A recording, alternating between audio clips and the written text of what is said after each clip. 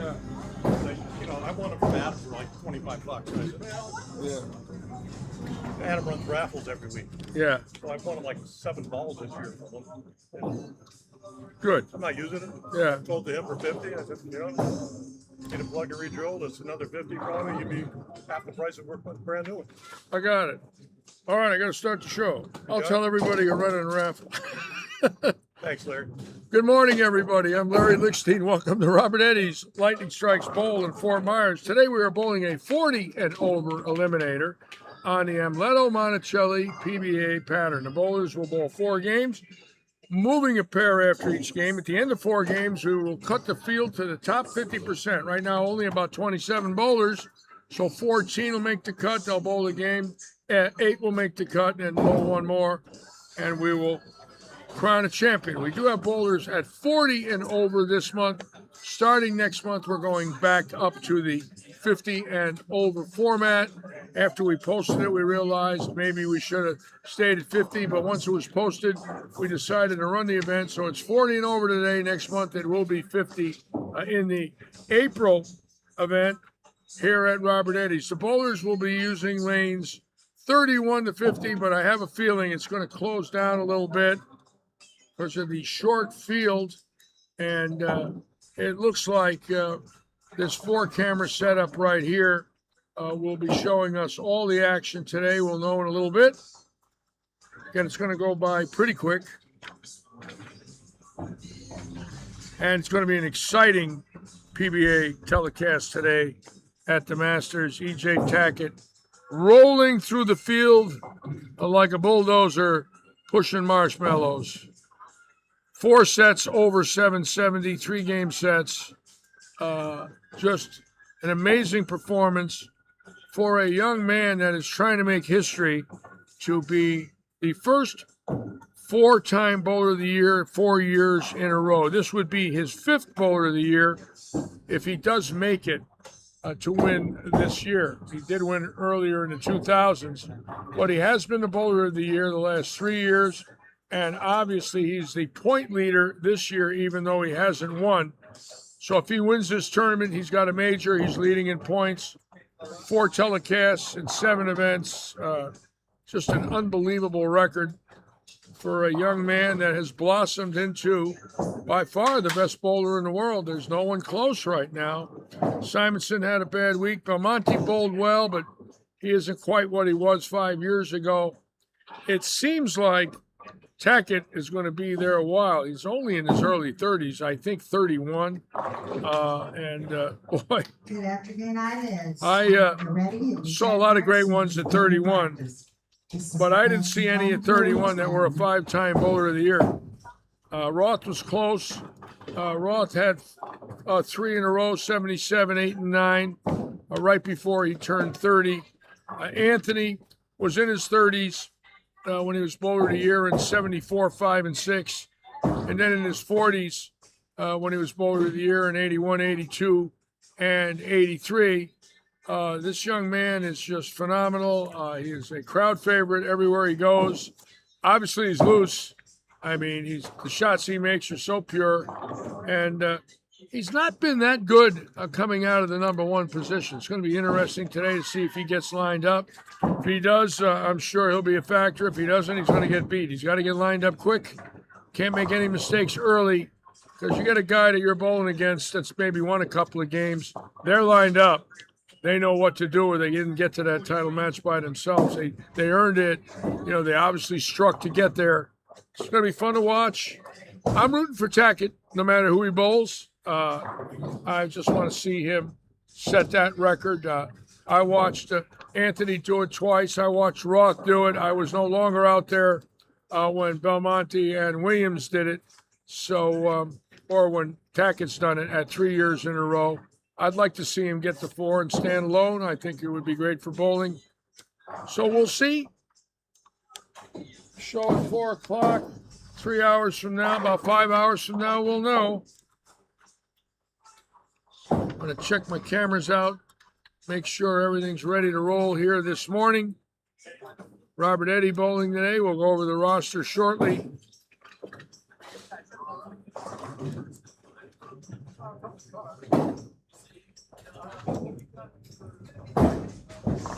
Anthony Cruz bowling today right there. Touring senior player bowling very well on the senior tour.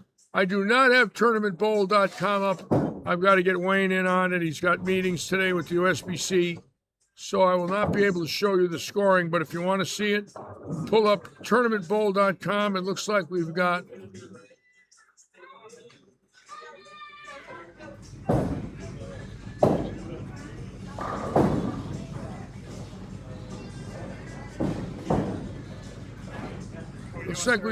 hello there, 28 or so.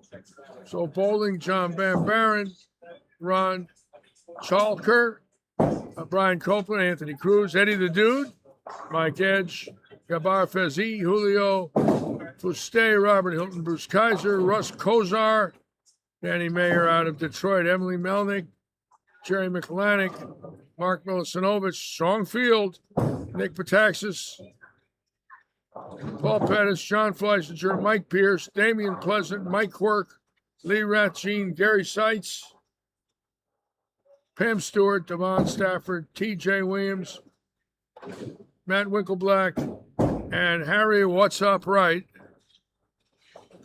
A nice little field. We might hit 30, which would be nice.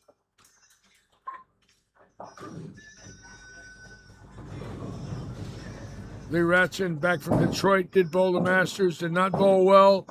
I could tell the disappointment this morning when we talked a little bit. I mean, you go to win, you go to cash in these things, and he just never got it going. And first thing he said was he complimented everybody and said that what he saw was amazing as far as the skill level, and I believe that. Fascinated with the two-handers that are backing up. I was watching Julian Salinas. My God, he's fantastic. I was watching him backing it up off the left gutter. Right-handed bowler. Cool, collective. I watched Cohagen double to beat Brandon Bone. The young man, his stroke was fantastically beautiful. Fascinating to watch the young bowlers. And it is becoming a young man's game.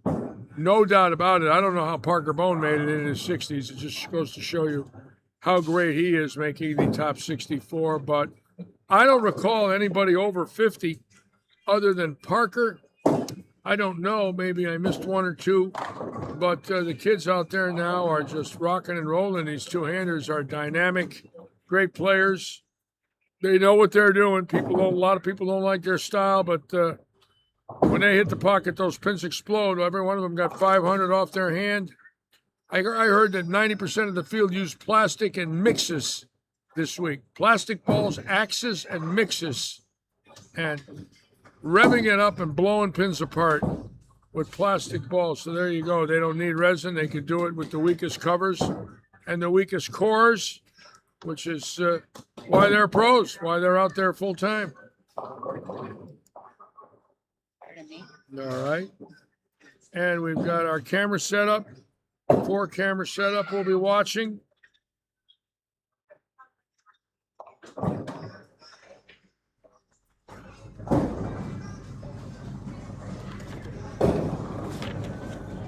Again, we will be on the air this week for week 33 of Audi. Tuesday night, week 31 of Oaks Farms, Charlie's Irrigation, Joe Poe. Wednesday night, this coming Tuesday will be 3 weeks left for the Audi League. They will be finishing in April for the first time in many years. Obviously, in years past, we've had a lot of cancellations due to hurricanes and bad weather and a few times some issues here in the center. But it looks like for the first time in quite a few years, Audi will have bowled 36 weeks without a miss. Oaks Farms will be 38 weeks or 39. They did have a Christmas Eve and New Year's Eve for cancellations in December, but we have not missed a scheduled week due to weather patterns in a long time. Crossing fingers, of course. I don't want to put the Litchi kiss on the last 3 weeks. Wouldn't that be something if I did? They would it become legendary. I make the statement and a week later we're closed, right? Don't want to do that.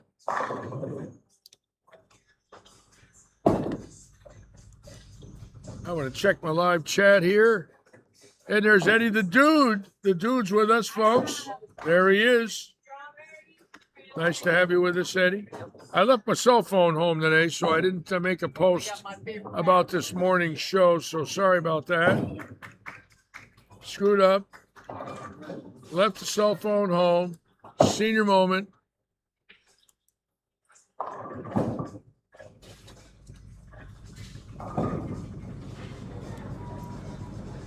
Stella's on.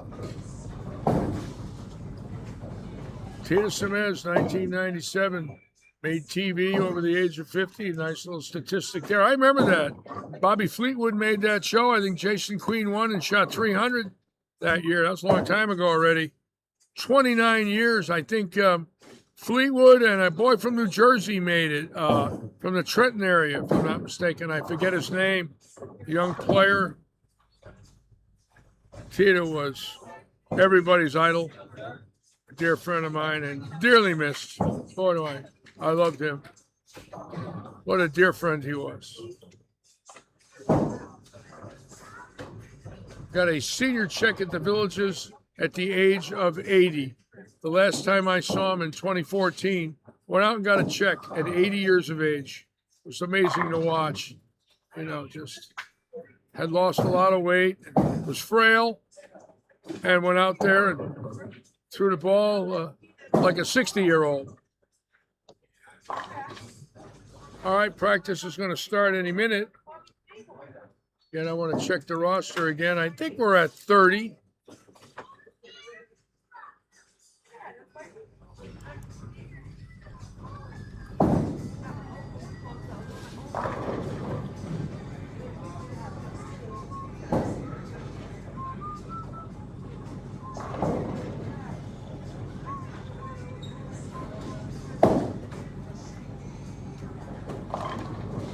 I think it's $100,000 for first today and $50 for second. And knowing EJ Tackett, he doesn't chop. That's going to be a $50,000 game right there. Sometimes you get buddies at bowl. They probably want to split it. That's their business. I mean, it's never public. But it does happen in bowling. I don't know if it happens out there.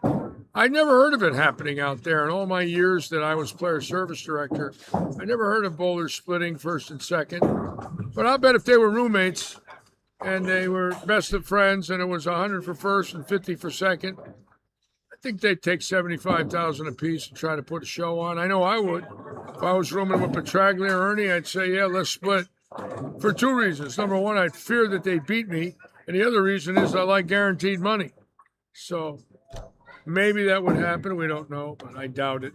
I think EJ Tackett is so loose and so good, he's bowling for all of it. I don't think he's afraid of anybody in the world that bowls. So it'll be interesting watching that. We were talking about that chopping this morning. It doesn't happen a lot. I never heard of it happening in the PBA. I know it happens at the local level. I've got a friend of mine that I know very well that has chopped with people in numerous events when he's gotten to a title match, and they all agreed. They were happy to do it. They bowled for the trophy, basically. I think bowling being the type of sport where you're never bowling for a lot of money, sometimes the guarantee is thought about. I don't think they do that in golf. You know, if it was $4 million for first and 2.5 for second, and they were in a sudden death, I believe they'd be playing for that 1.5 million because they're all wealthy.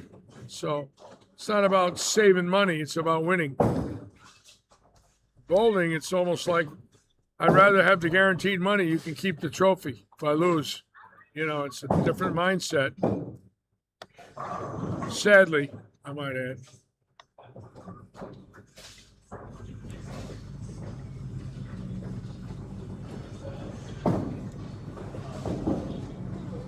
As you can see, Paradise Vintage up there, one of our great sponsors. They are sponsoring today. Brian Copeland is bowling today. Eddie Dude is here, bowling today, the sponsor of Charlie's Irrigation. So we have two of our sponsors participating here this morning, as well as Robert Eddy, our owner, participating.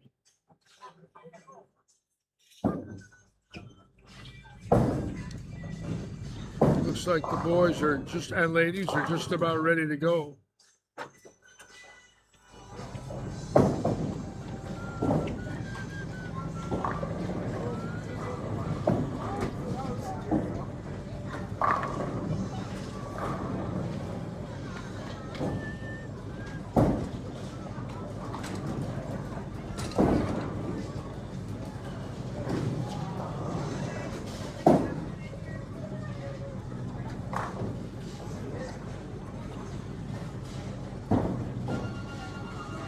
All right, tournament bowlers, we are ready to go ahead and get started. You guys go and get your check marks and get started with your practice.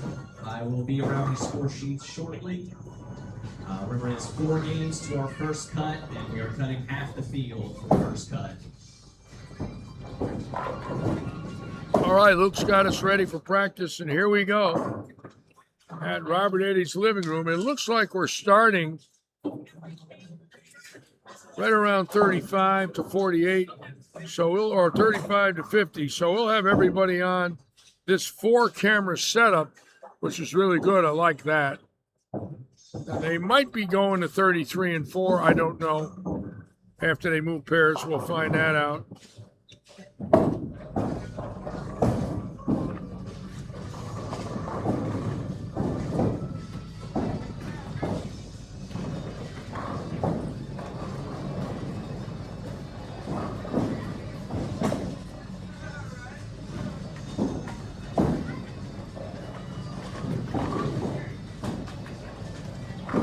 Just another note, tournament bowlers, we will be skipping 1 pair to the right each game. You will be skipping 1 pair. Oh, they're going to skip 1 pair each game. Okay. Not moving to the next pair, skipping a pair.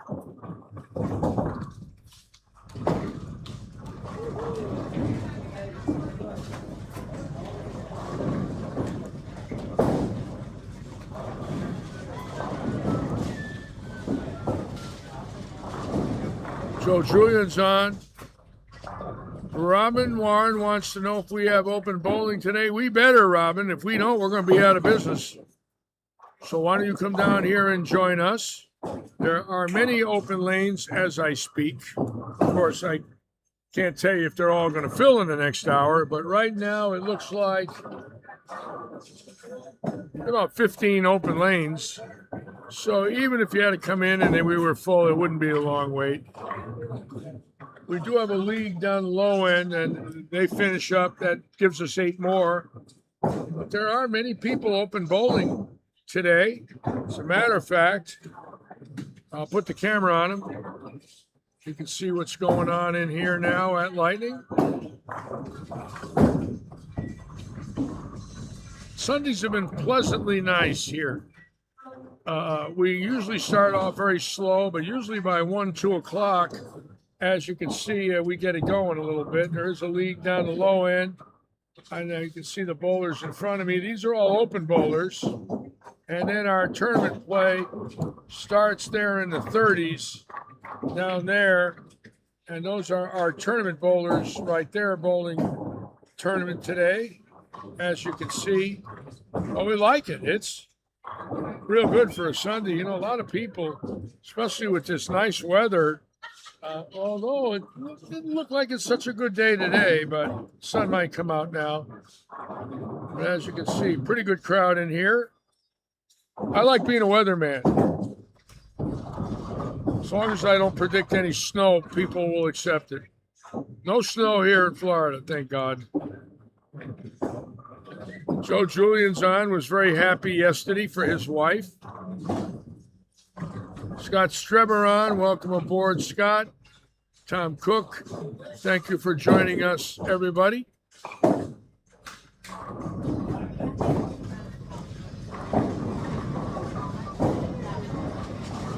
Your wife was excited yesterday, Joe. She was ready to do a dance.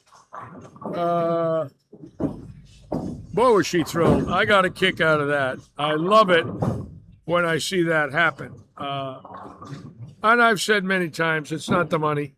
You know, it's the thrill of winning. You know, $250 is nice.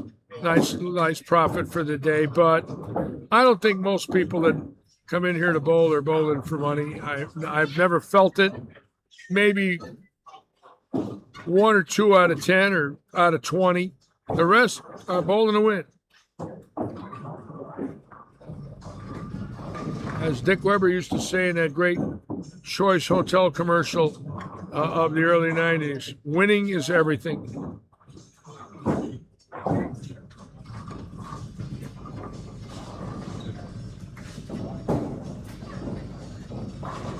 And when you were lucky enough to bowl Dick Weber and know him like I was, to watch him on that commercial for Choice Hotels, he popped out of a mattress. There's a suitcase on the mattress, and the suitcase opens up, and there's Dick Weber. He pops out of the suitcase, right? Perfect. And they did the same thing with Chichi Rodriguez. He was on some of those commercials. And when Weber would pop out of that mattress with that smile, that he just had this infectious smile, and it was real. I'll never forget the first time I went out to dinner with him in 1971. We bowled the Masters in Detroit, and he said, "Let's, you want to go out and have dinner with me?" And I looked at him and I said, "Of course." He said, "It's coat and tie. We're going to a fancy place, and I'm buying." I says, "I'm going." So, I get all dressed up in my room and met him down in the lobby, picked me up, and we went to this fancy schmancy joint in Detroit where the waiters had white gloves on and tuxedos. It was unbelievable. And we ate on sterling silver and china. That was unbelievable. And it was an expensive meal. I had steak and lobster. It was out of this world. And then I just turned 22, so I could drink. And he said to me, "Would you like an after-dinner cocktail?" I says, "I'd love one." He said, "Did you ever have Sambuca?" I said, "No." He says, "Would you like to try it?" I said, "Absolutely." So the waiter brought us over a beautiful goblet of Sambuca with 3 coffee beans in it. And I said to Dick, "What are the coffee beans for?" And he said, "The Father, the Son, and the Holy Ghost." And it's an old Italian proverb that when you're drinking Sambuca. And he said, "Also, you make a wish." And I jokingly said, "I wish when I'm 50, I'll have your hair." And he laughed, and my wish never came true. And we would talk about it later, about that night. As I lost my hair in the 90s, he'd look at me and say, "The wish never came true, did it?" And we would both laugh because I said to him, "I want your hair when I grow up." He had this perfect hair. And never one hair out of place. It looked like it was an artist drawing. He just always looked the same. And I couldn't do that with my mop. And then later on, the mop fell out and ended up in every shower drain between here and Seattle. Of every hotel I stayed in.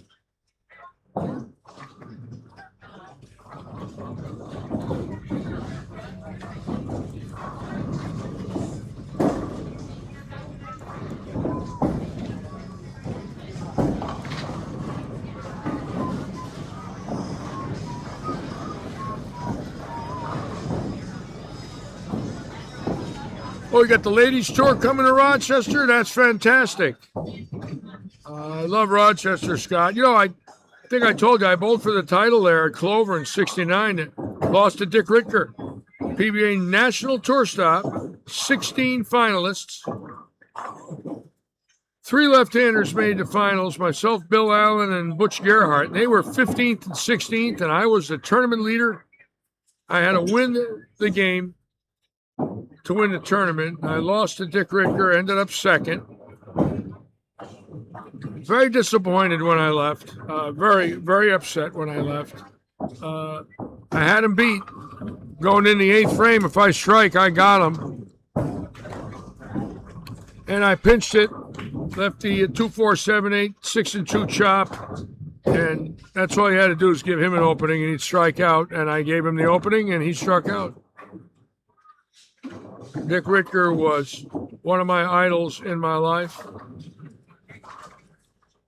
22 PBA titles, second in the Tournament of Champions twice, second in the Masters to Sutar in 73, second in the Tournament of Champions to Pappas and Don Johnson.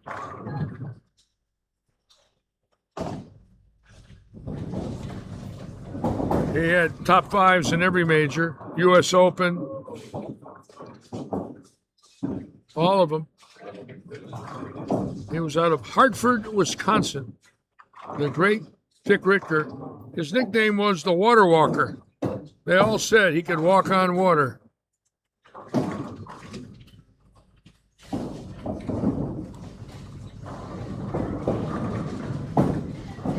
Well, if the ladies' tour is going to Rochester, I hope they eat at Agatina's.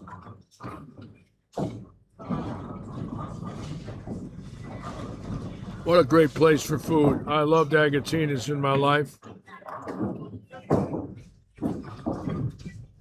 And practice just about over now. And we will be starting this 4-game qualifier. And Lee Ratchin bowling tonight, or this afternoon, who did bowl in Detroit, did not bowl well. He did bowl in the Masters. He'll be 50 in a few months. So he's 49. He took advantage of this month's format. There are a few out there under 50, but not a lot. It's sort of interesting. I thought there would be more, but next month it will be 50 and over again.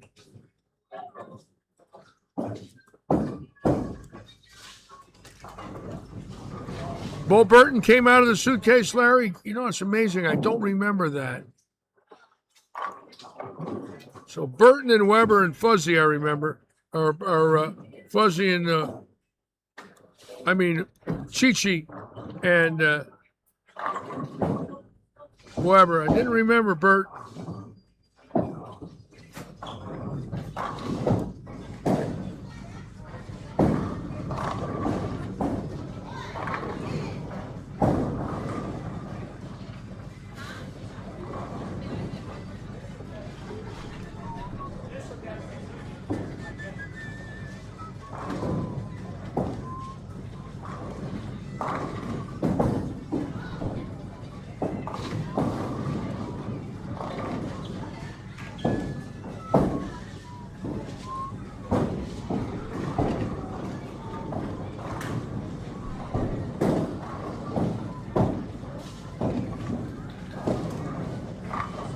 Jordy Fraser's on. Welcome aboard, Jordy. Emily's watching today. Emily can watch herself bowl when she gets up.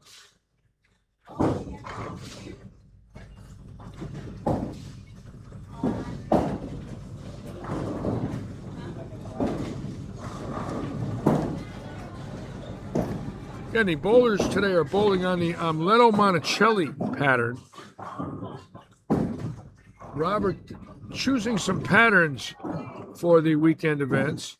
They don't look that tough. I mean, yesterday they played great from the fourth arrow.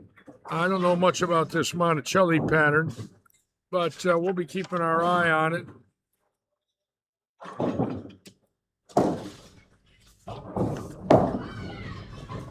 Keep in mind, always in game one, there's a lot of transition, so we'll wait and see.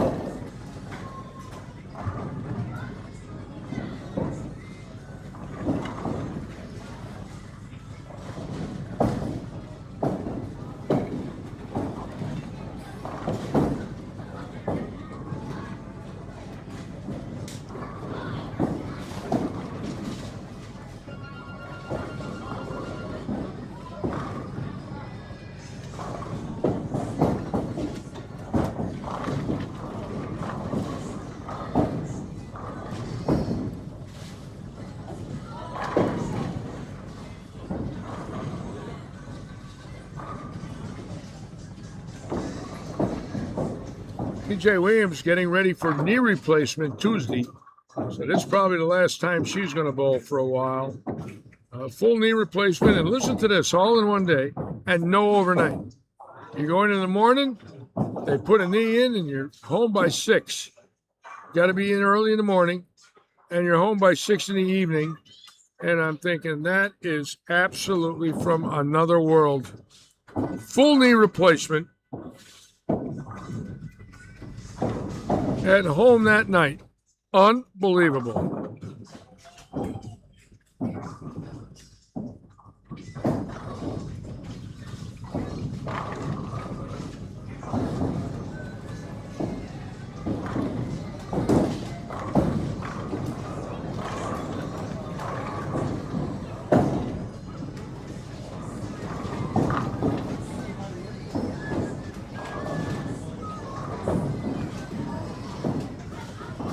I can't believe I just watched Jerry McAlanick leave a stuffed 5-7 in a pocket.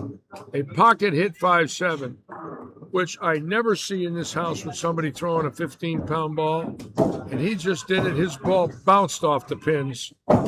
And I thought I was seeing things, but I wasn't. That is a flush 5-7, where maybe not quite flush, but neither pin moved. You're not going to see that in this house. I mean, the ball will always drive through and take the 5 out.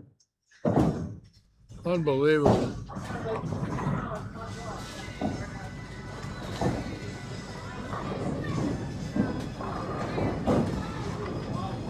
Again, we want to thank all of you for joining us. Our views have been good. We're about 1,500 a show, which is, quite normal for handicap events.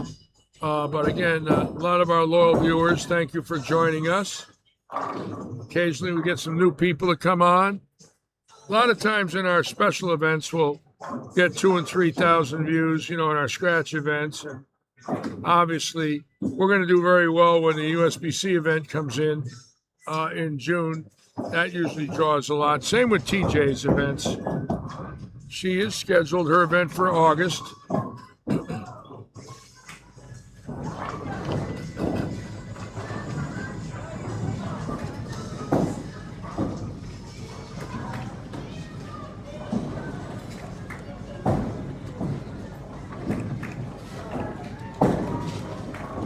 Oh boy, Danny Mayer a little locked up.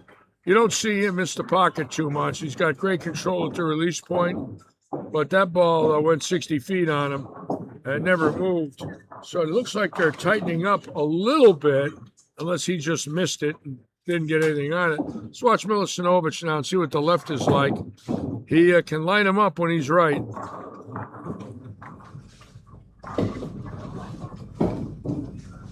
And he's going to turn around and go, who, me?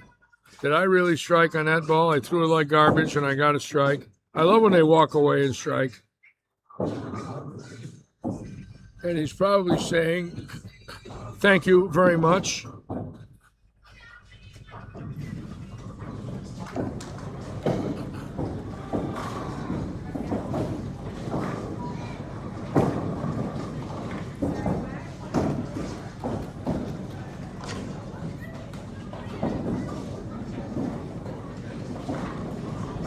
That's the guy to watch right now, Anthony Cruz right there. He is the longest tenure employee of the Kegel Company, 35 years.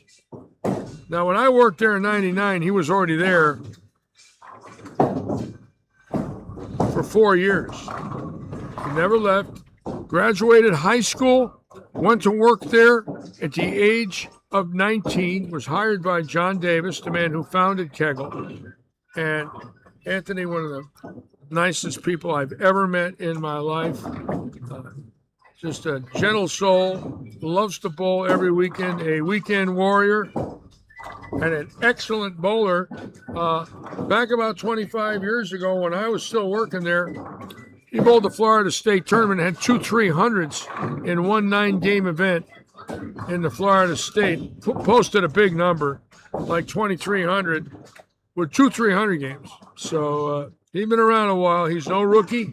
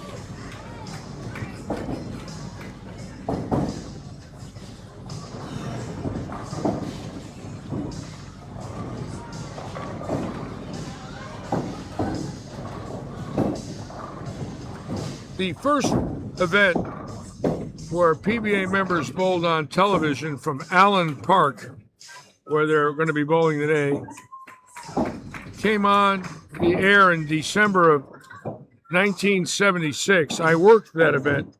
It was called the AMF Grand Prix. It was an invitational event, and Earl Anthony won the event.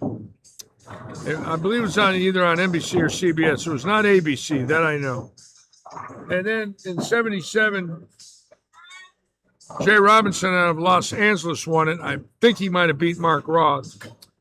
Well, we were there the week before Christmas each year. And we happened to hit the worst weather you could possibly hit. And I remember both weeks, the temperature never got above 8 below. And of course, I had a bus and I was living in it, in the parking lot, and drilling in it. And the 76 year, I stayed in it. Had a big furnace, so I could get it pretty warm. But in the 77 year, I had started to tow a car, and I did get a hotel room at the headquarter hotel where everybody was staying. And I mean, it was absolutely bone-chilling to work in Detroit in December.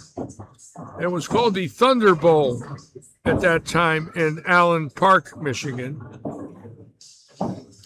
And the arena was still there. The 24-lane arena with the built-in seating was there, and that's where we bowled the invitational event.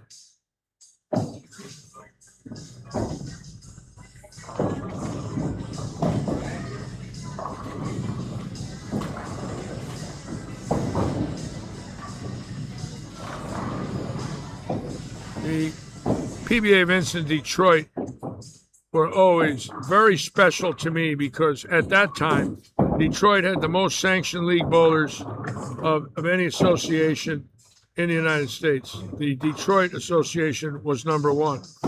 And when we would go to tournaments in Detroit, starting when I was on tour in 69 at Hartfield Lanes, 70, 71 in Hartfields, then we started going to Sterling Heights, Sunnybrook Lanes in the late 70s, then Taylor Lanes on Eureka Road, and Troy Bowl for the U.S. Open, and obviously the arena, the Thunder Bowl, and a few other bowling centers in the region. The crowds were the best in the United States as far as attendance. They were full at 8 o'clock in the morning. People were getting seated at 8. You couldn't get a seat in the bleachers in 79 and 80 at Sunnybrook Lanes. And that place had a hotel attached to it. So we were there in February every year, early March. So I had a room instead of staying in my bus. And we also had a hospitality room to play poker in.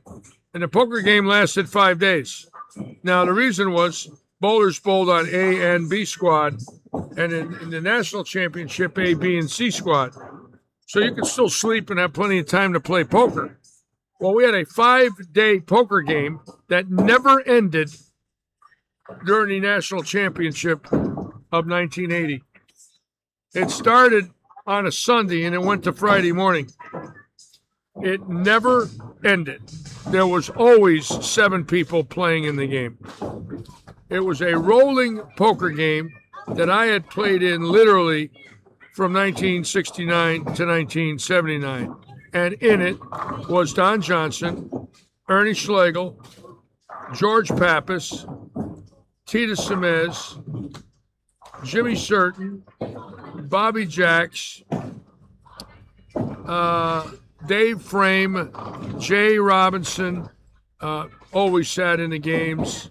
Bill Spigner sat in a lot of games. Harry Golden always played, our tournament director. Harry Smith, our assistant tournament director, was in the games. They were usually 5 and 10. Split pot games, high and low games. And one year, the 79 year in Detroit, I lost 500 every night. And finally, they wanted me to play on Thursday night, and I'd had enough. I lost 2,000 during the week. And Roy Buckley and Jay said, we'll pay you to play. So I said, how much you going to give me? They said, $300. I said, forget it. You got to give me more than that. They said, how about a limo ride next week? How about we pay for a limo and we'll give you $300 to play? I said, you got a deal. So I played, and naturally I lost the $300 plus $500 more. At the end of the week, I lost $2,500 playing poker, and I made $2,500 drilling bowling balls. So I was dead even. Dead even in the 1980 event. Left with just barely a paycheck.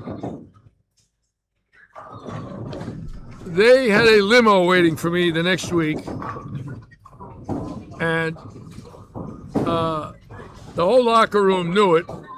So when I would come in, they'd say, Litchie, when's the limo arriving? And I would tell them, and everybody would wait to see if it was true, and a limo would come up about 10 o'clock at night, and I'd get in it and drive around town for a couple hours and drink, and usually bring some friends with me, and we would have a good time. And it was legal, and I swore out of secrecy I wouldn't tell you who was with me, but I will tell you this: most of them were champions, and we lived quite a life together as young men, and we loved our lives together. And every once in a while, I'll run into one of them, not so much anymore, and they'll remind me of a limo ride somewhere that we took, and they'll draw the memory loose.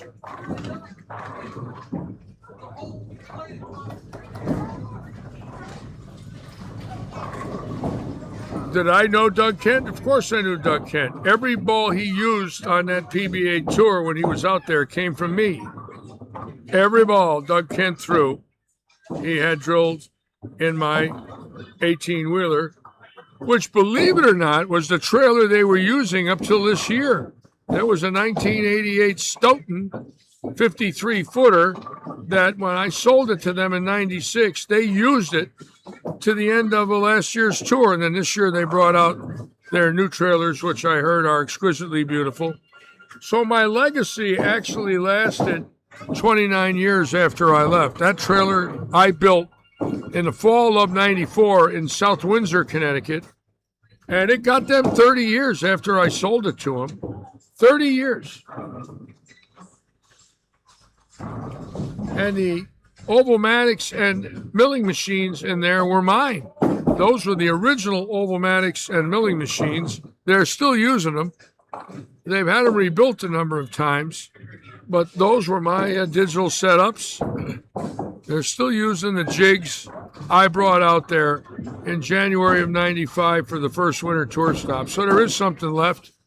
Every ball on that tour is being drilled on a Litchco Ovalmatic. So my name, although is never used by the PBA or nor am I acknowledged anymore, we sort of broke it off. Tom Clark hasn't talked to me for 4 years, and I understand. I have nothing to offer. They moved on, and so did I. No hard feelings. I wish them the best. But, when you get old and you don't travel and you're not part of that tour anymore, well, they got other things to do. They can't call you every day and ask you how you're doing. It doesn't work that way. And I do know and believe I will never attend another PBA event again. Not because I don't want to. It's because there's none close, and they are a major expense when I go. Between room and board and rent a car and hotel and food, it could be a $1,500 week. And I said, you know what? I don't really have that kind of money to give away anymore. It's just one of those deals where it became unaffordable. Plus, with my health, I don't really feel like leaving my doctors. In case I have an issue, I've got 4 doctors right here that will be with me that same day I get in the hospital if I need help. I love my doctors. They saved my life. And I'd rather stay home and know I have that security, that if I get chest pains or something happens, I got my doctors right here in Fort Myers. It means a lot, when you beat cancer and you have a heart condition. So it's not the PBA that's been rude to me. None of that. Once I got sick in 2022 and 23 and 4, I kind of felt it was over. Now, if they were right up the road, if they were bowling, in Sarasota or Tampa, sure, I'd take a ride in a heartbeat. No doubt about it.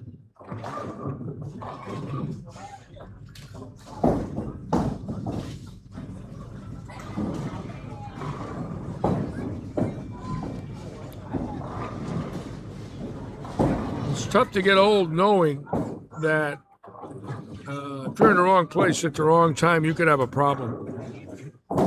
Especially on blood thinners, if you open up an artery, you can bleed to death very easily. There's so many things that can happen. You got to be careful.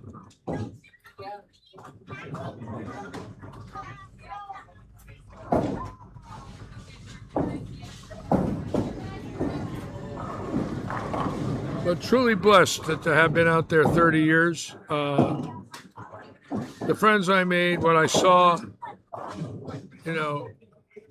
thrilled for the kids today that are out there. They deserve it. Praying for CW to make it. Praying for added sponsorship. Really hoping somebody comes along and wants to be part of the PBA experience, puts up a couple of million for prize money, and let these kids bowl for a couple $100,000 every Sunday for first place. It would be wonderful.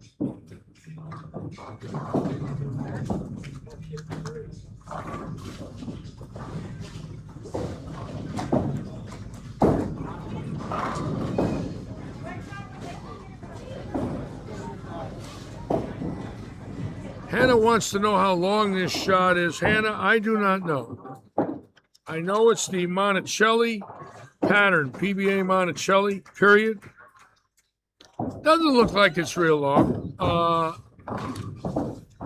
I don't see anything out there that looks terrible. On the other hand, in game one, the heads are loaded. There's going to be a lot of transition, and it will carry down. So we'll see what happens there. But right now, it looks like scores are good. I don't see anything that is terrible. Like Quirk's got a good game. The bowler underneath him's got a good game. Quirk in the 220s. Looks like that's Eddie Duda coming up now to bowl.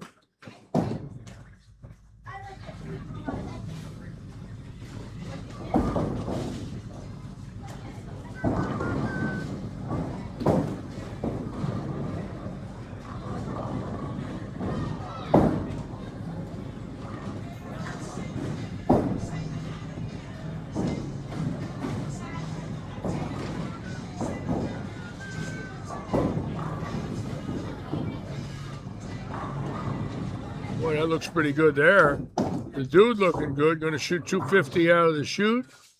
Over here we've got, chance for 230 and 220. Got a 245, a 246, and a 243 on 43 and 4. So excellent scoring there. And over here, not too good. 170s and 160s. Over here, 220, 270. Somebody bombed them. And a 240. Oh, yeah. So obviously, some people have bowled very well in game one, which is what we want. When we put out a pattern name, for example, we don't want 130s and 40s. We don't want to send people home in a basket. It's not our idea of a way to send our customers home when they come in here on a weekend after they worked all week. We do like giving them a test, but, we're not sadistic. We don't want to put something that's inverted, where the middle's hook and the outsides are tight. Forget it. We're not doing that. I don't believe in that either. We're not out to embarrass people. And it can be embarrassing. You know, if you're not prepared for hook and middles and tight outsides, you're in trouble.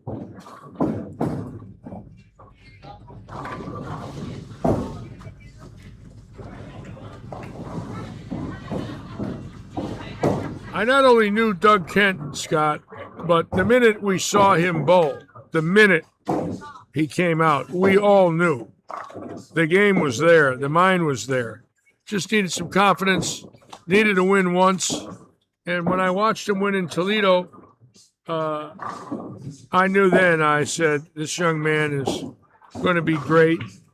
And not only was he great on the lanes, but an absolute gentleman off the lanes. Him and his wife are wonderful people and very respected in the bowling industry. Kind of sad. I don't know if I'm ever going to see any of these people again. Reality set in, you know, that let's say I go to the USBC Hall of Fame next April, but let's say none of those guys are there. They don't necessarily go.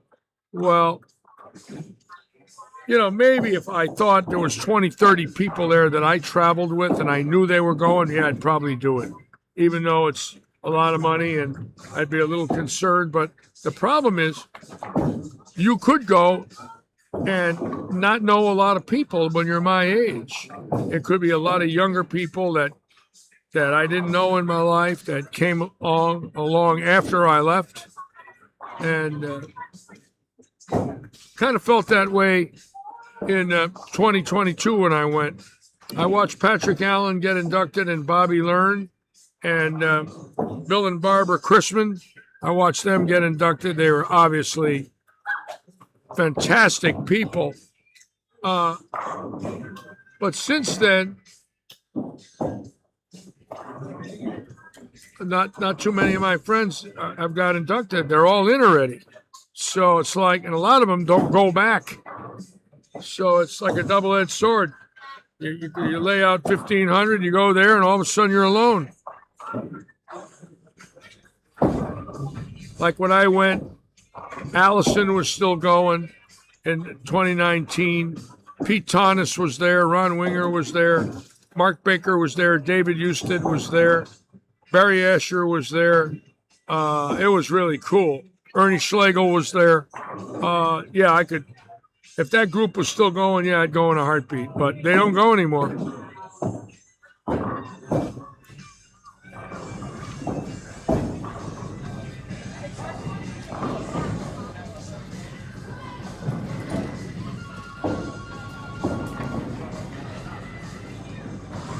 We do get an invite too.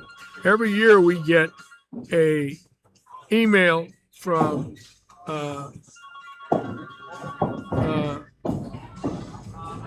Janelle, who is the PBA's coordinator for their Hall of Fame, a wonderful young lady, and or Janine or Janelle, I forget her name. I'll remember it. She's a wonderful young lady, and we get it from the girl at the USBC. I'm forgetting her name. Shame on me. She's a fantastic bowler in her life, and she's the coordinator now for those Hall of Fame dinners. Tennille. Tennille's wonderful. Consummate professional. But I don't go. I'm done.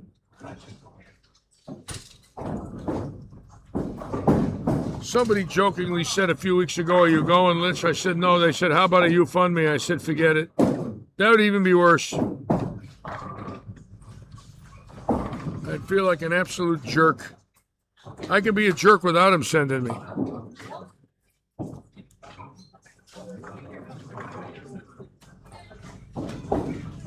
I wouldn't mind sending Larry Stella. He could tell them about all their TV shows.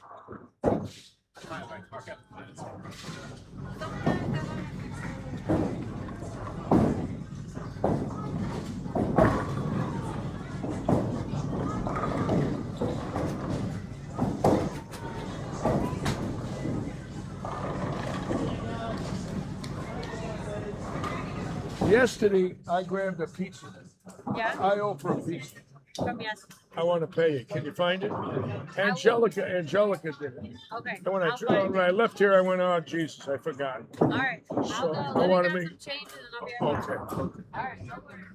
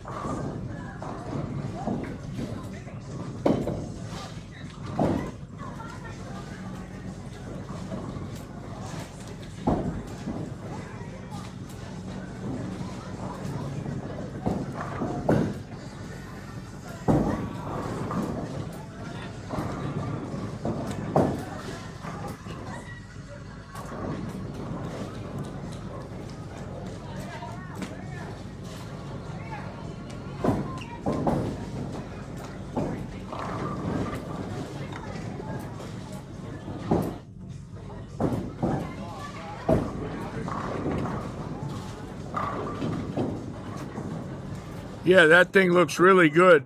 I'm glad. I'm so glad. You know, a lot of people pound on Bolero, but if you really think about what they've done, they're trying their heart out to make this thing work, and they have put up a lot of money. Just those trailers alone are 800,000, and they're doing everything they can to make this tour work. It's a very tough sell in today's day and age because of the demographic. Everybody wants young people. Everybody is going after the youngsters. I owe you for a pizza. I told Bianca that I owe you for a pizza. Well,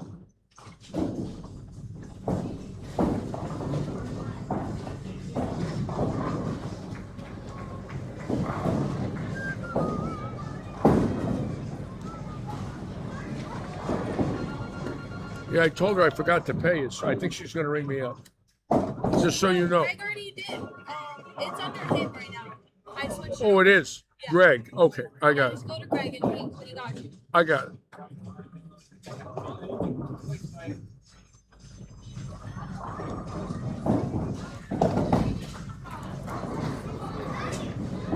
Rich Carucci's telling me to go with my son. You know, interestingly enough, there's a lot of people out there that probably don't know Michael anymore. I mean, they're so young now, these stars. They don't know who we are. And I understand that, you know.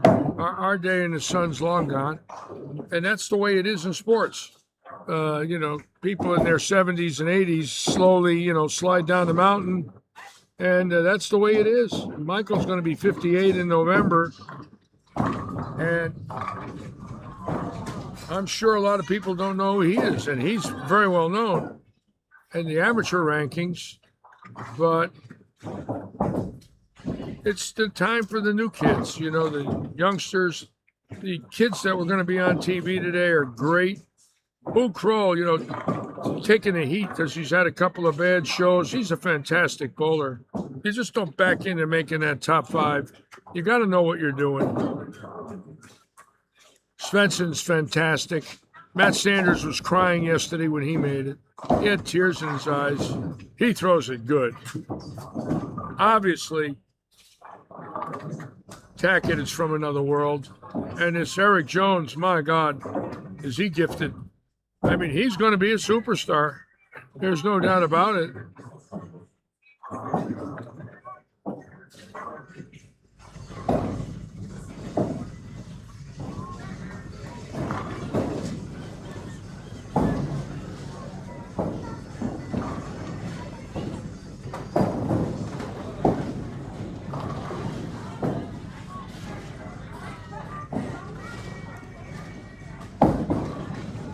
I hope, though, someday I could walk on that new trailer and take a picture with Sullivan.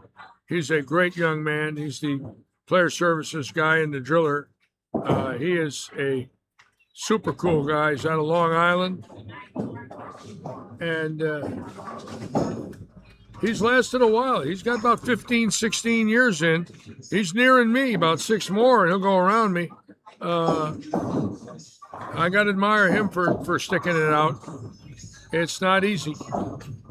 You know, you live in bowling center parking lots all day long, and it can wear on you, that in hotel rooms. It does cause for a few lonely nights in a local bar or two where you sit there and ponder your life and wonder how you ended up drilling bowling balls in a parking lot next to a dumpster. You start to wonder about that. Yeah, it's good money, but you still wonder.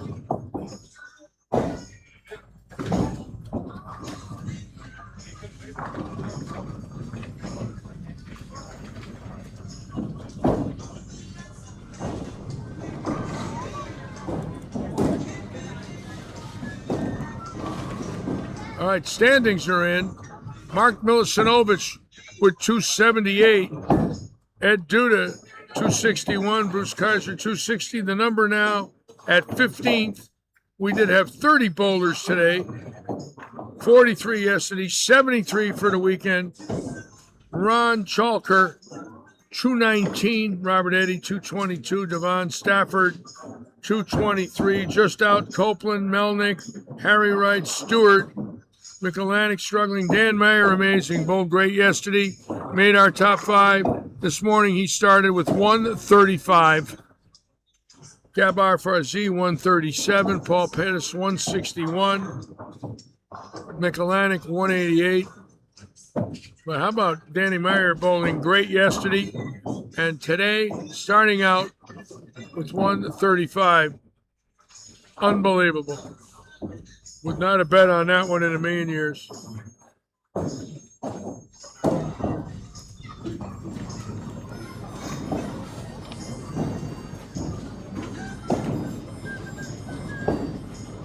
And Larry Stella's going to have lunch with PB3 today. Send him my best. Tell him we love him. He's probably, you know, the greatest goodwill ambassador alive based on longevity and still bowling. You know, obviously Petraglia, the greatest of all time, but doesn't bowl anymore. But when you got Parker still active and making the finals in the Masters in his middle 60s, that's a scary thought. Bowling against them kids like that, that is a scary thought. Making it with his son.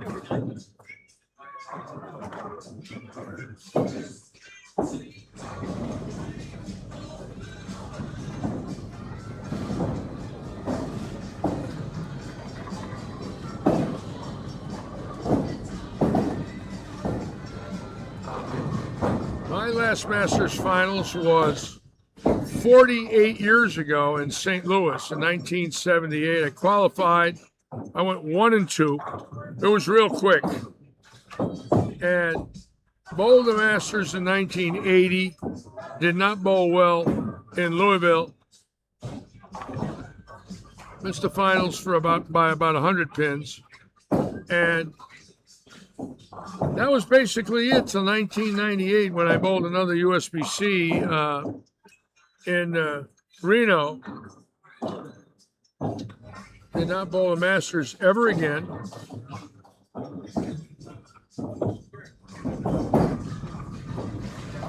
Last U.S. Open was 52 years ago. Everything's a half a century now.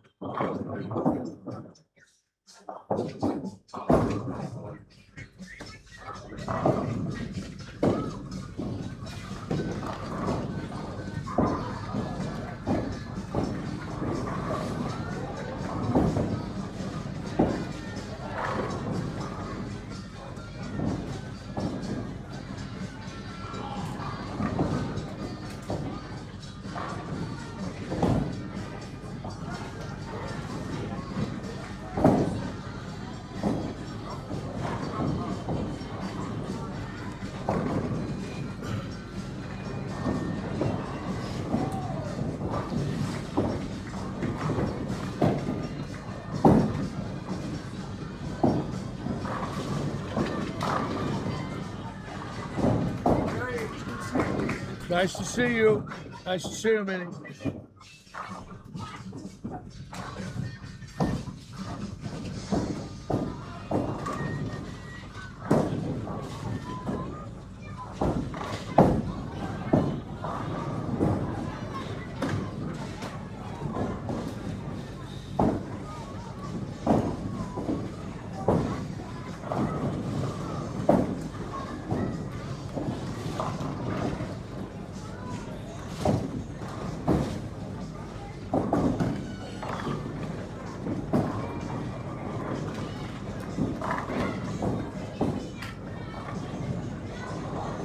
See, the back ends look like they're tightening up slightly, not a lot, but there's a little wiggle out there now when that carry down from the lefties shooting spares, carrying it to the right side, and the righties trying to play out that are carrying it to the 45 and 50 foot mark. So the carry down definitely coming in.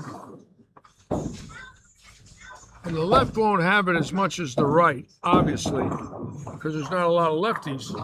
But it looks like the right might be a little tighter in game 2 here. Oh, yeah, look at Duda there, getting the ball to not finish at all. So the speed control now is very critical.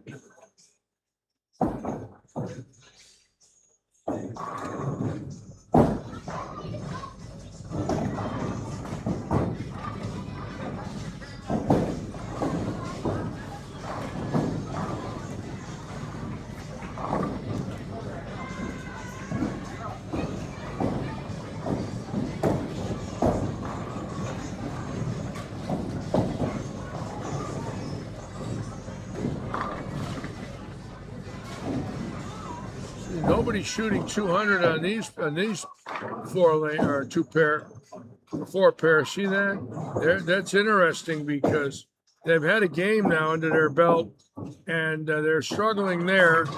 And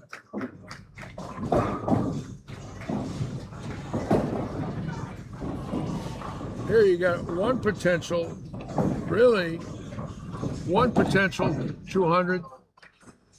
If they stay clean. So all these lanes right here are going backwards. There's nobody bombing them. Got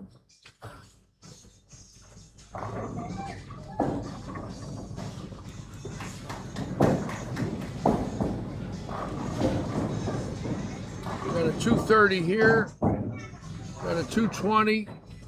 Possible 210. Scores have definitely got lower. Much lower in game 2. Game 1, there's some people bowled very well, and all of a sudden it's gone. So now it's a spare shooting contest, and that changes everything for 4 games because you go 160, 160 instantly, and look, there's 220, 230 potential here, but that's it. So now we know scores dropping drastically.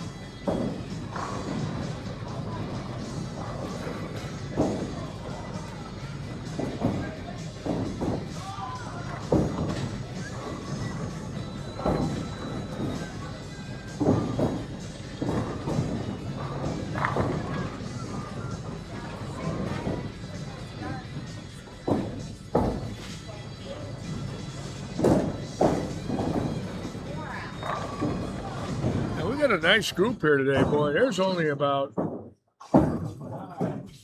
maybe six open lanes. They got a buffer pair at 33 and 4. So that doesn't count because you got to separate the open bowlers from the tournament players. But actual open lanes, 1, 2, 3, 5 open lanes in the house at 2 in the afternoon. It's a wonderful thing.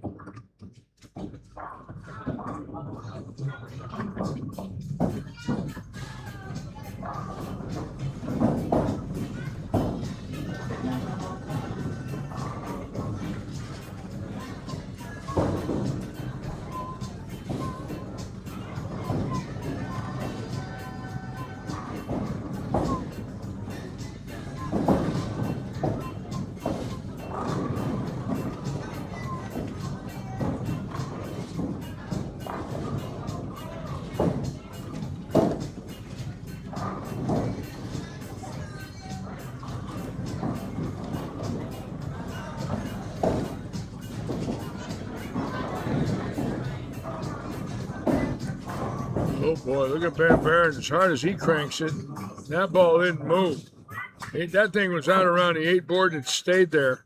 Normally that ball strikes for him with all his tilt and rotation, and it stopped. It was hooking and it dead saw something called oil. Look at Robert Eddy's ball. So he gets a 6 count and John gets a 5 count. And right now, the Monticelli pattern tightening up the back ends drastically.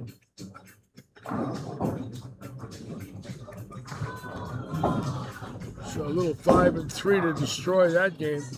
Unbelievable. Of course, he's got a lot of room, you know, if he's got 200. That's what you want. You want to shoot 200s. You can't lose any wood to the field. Right now, the scores are dropping. We're back.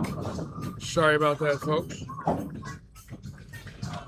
We are on YouTube as well as Facebook. It looks like we lost the transmission again. So I've got a little signal issue today. Hopefully that won't continue.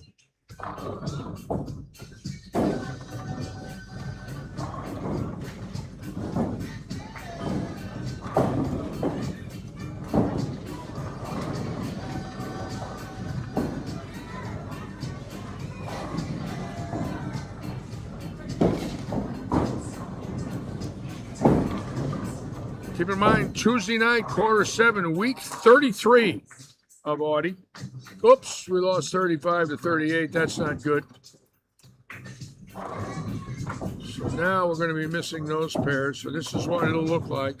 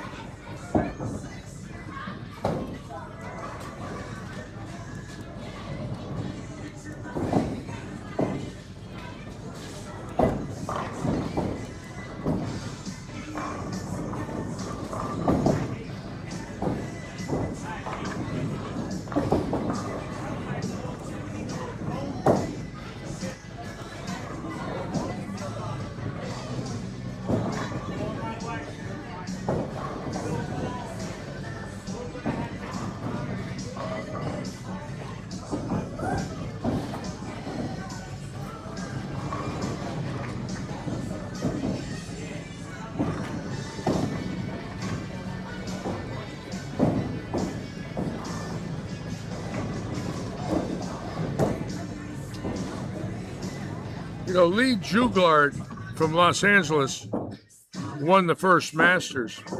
He was a 3-stepper. He was great. And an interesting history note on Mr. Juglard.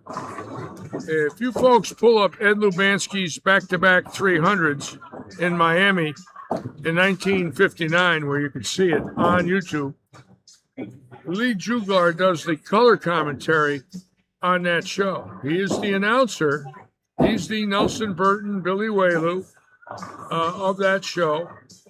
He announces Lubanski's 24 straight strikes on television. And he's a very handsome guy. He looks like he's from California. He was a native Californian. And he was a legend in the early days of competitive bowling in the early 50s. He did make championship bowling. He did a bowl on jackpot bowling with Milton Berle. And they chose him to be the announcer of that show. He was on the AMF staff at that time. And he was still a big name in the late 50s. He was a charter member of the PBA. And he won the first Masters. How about that? And today, I think they missed a few, but it's 75 years ago he won the Masters. I was 2 years old when he won it. I never met Lee, but I heard that he was wonderful. Barry Asher knew Lee very well. Obviously, Glenn Allison knew him. Many of the guys I know knew Lee from California. A three-stepper.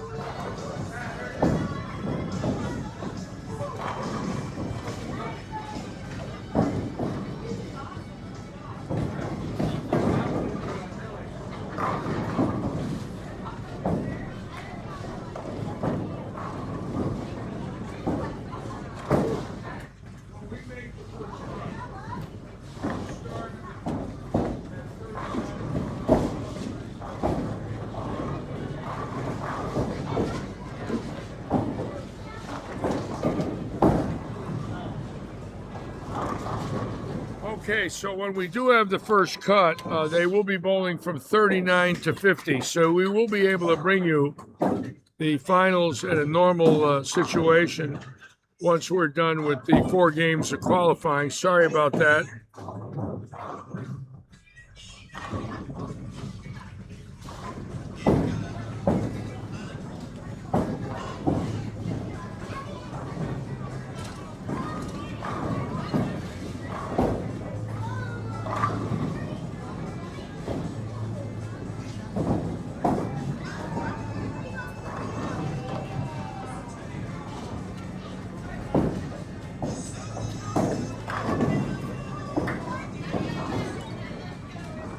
Brian Copeland with 189 is first out, and he is our sponsor today, adding 250 to this prize fund. And he just bowled 193 clean, and his spare shooting is keeping him alive. Look at that game. No doubles, but that is a big game when you can't strike.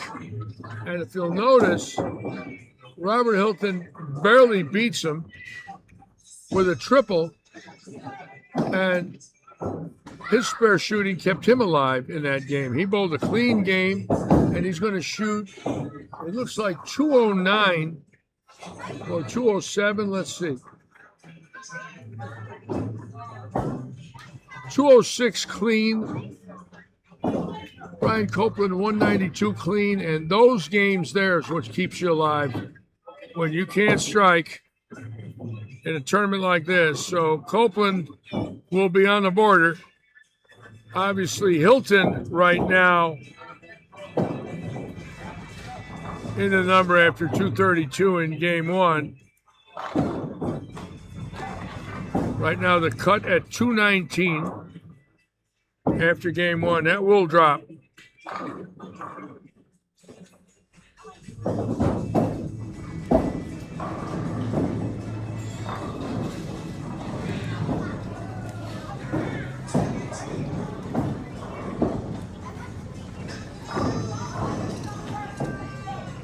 And Joe Panko's on.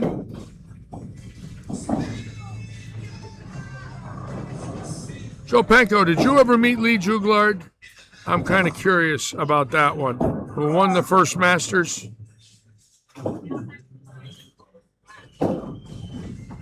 I know you knew Red Elkins, who won the 4th Masters in 1954.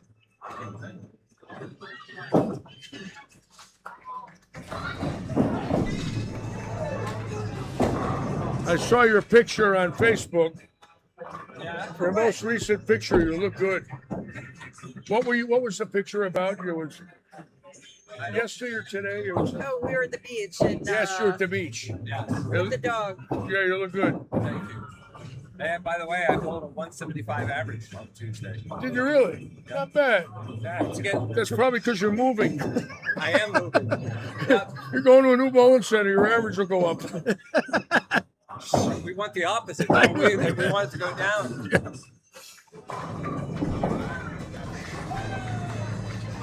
Just talking to Dave Ludwig and Rachel Ludwig. 2 of our bowlers on Tuesday night are moving to Lakewood Ranch in a brand new home that they had built. They're wonderful people. She's a school teacher. He's a physical therapist. We're going to miss them. They are very kind, wonderful people with a beautiful family. A couple of daughters that are beautiful people and a handsome son. And I feel kind of bad we're losing them. But, you know, a lot of the building now is going inland east of I-75, and Lakewood Ranch is like Babcock Ranch and the Villages. It's opening up into its own city, east of Sarasota, and way east, you know, about 12 miles east. And it's a whole new community. Everything's brand new. New fire department, new post office, new doctors' facilities and malls and shopping plazas. And it's just growing at a rate that's scary. And, you know, long after I'm gone, that's the only place they can go now is east. And I took the ride last Monday east and got inland and realized that that's the next bastion. You know, there'll be an interstate loop going through there soon, and they'll develop and found some new cities. And 20, 30 years from now, you know, there'll be major population explosion in Central Florida. Of course, I got to build the infrastructure first, but they're doing it.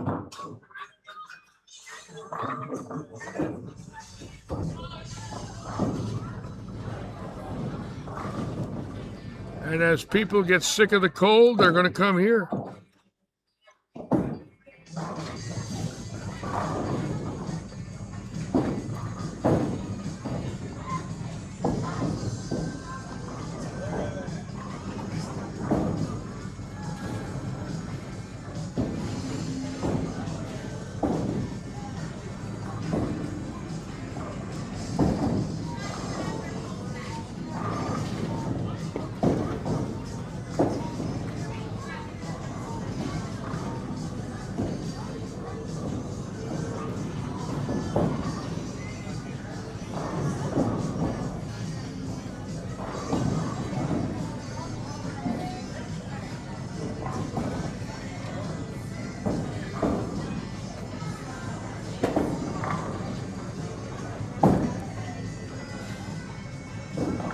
Now, right now we have one lady still in the cut. That's Devon Stafford, and I hope she makes it. She's so nice. Avid bowler. I know would do a lot for her confidence. Emily Melnick is close.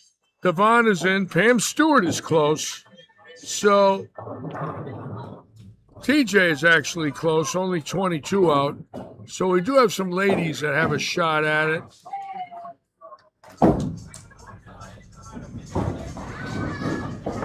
The way it will work today is 15 bowlers will make the first cut, 8 will make the second cut, 4 will make the third and bowl for the title.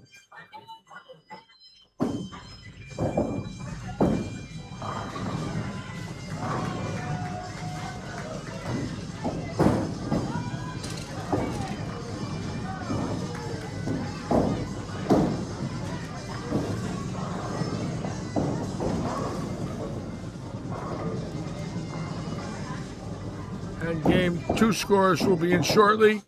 Milicinovich leading, Dude in second, Kaiser third, The number now is Ron Chalker, 219 in 15th place. Robert Eddy at 222. So we'll have a little update for you shortly.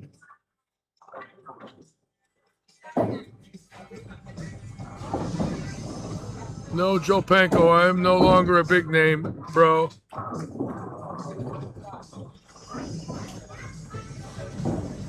And believe me, I know it, and it's okay.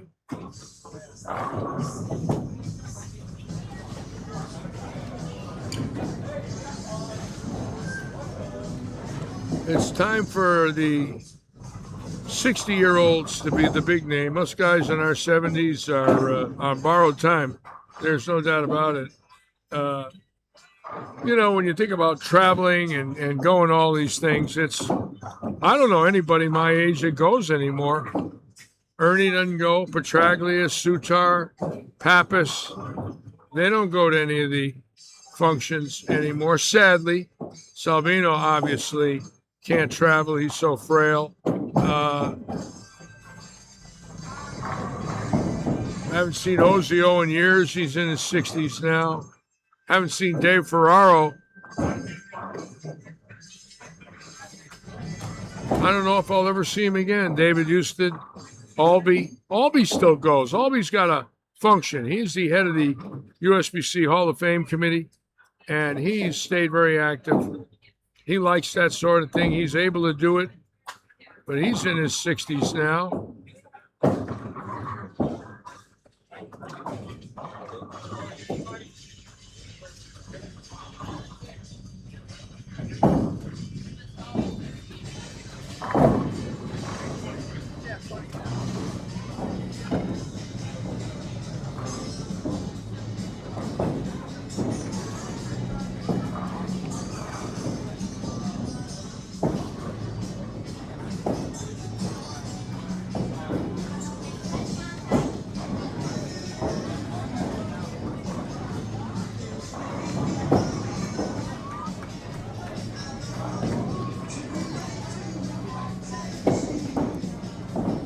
And there's the number. Milicinovich still leading at 496. The number now 425. TJ Williams, Mike Quirk at 431. Mike Pierce 435. Devon Stafford still in with 437. Pam Stewart with 219 went to fifth at 452. Just out, Damian Pleasant, Mike Edge, Emily Melnick, all under a mark out. Brian Copeland, 10 out. Jerry McClellan, 17. Texas 19. In last place, the man who finished third yesterday, Dan Mayer, now in 30th place. That surprises me.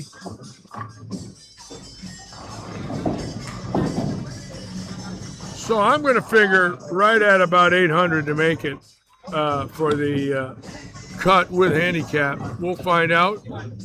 But I think 800 looks like a safe number to bet at 425 after 2.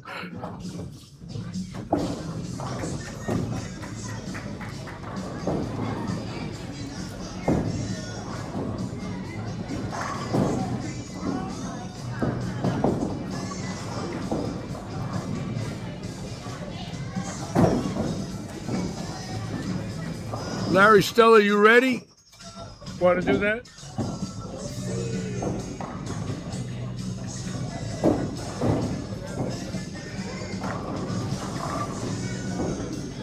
$19.59 with the discount. Here's that.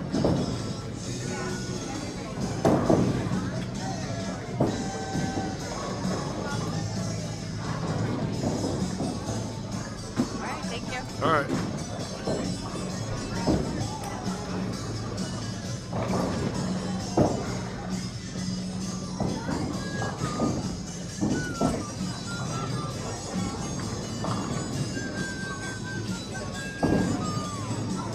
All right, so Stella wants a trivia question. Okay.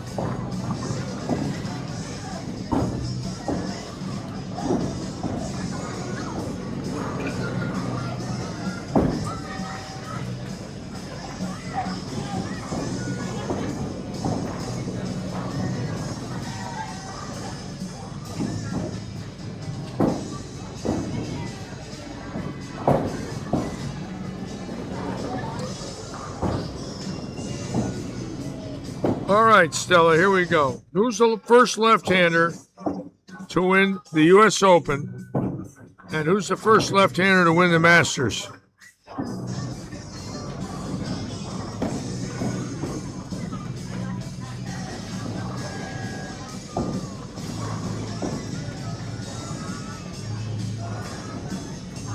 That's a tough question. Not an easy one to answer. Now, I'll make it real simple. I bowled with both of them. All right.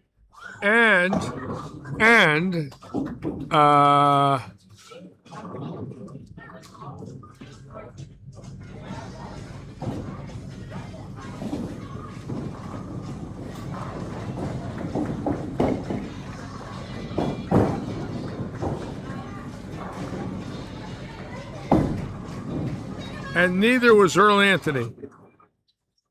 So we'll leave it at that. First left-hander to win the U.S. Open, first left-hander to win the Masters.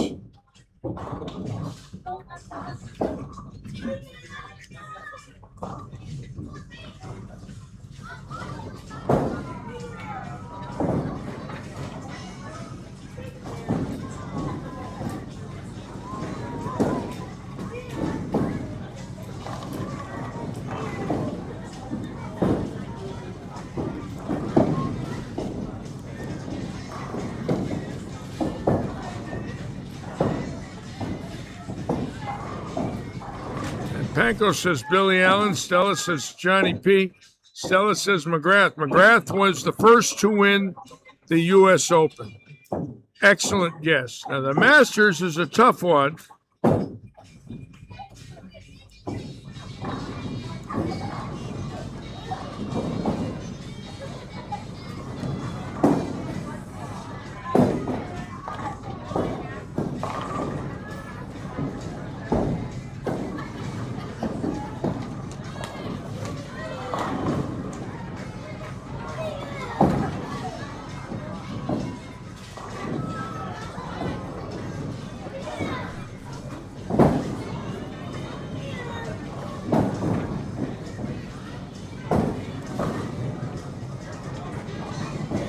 No, Bill Allen never won a major. Johnny Petraglia won the Triple Crown. He won the U.S. Open, the Tournament of Champions, and the National Championship.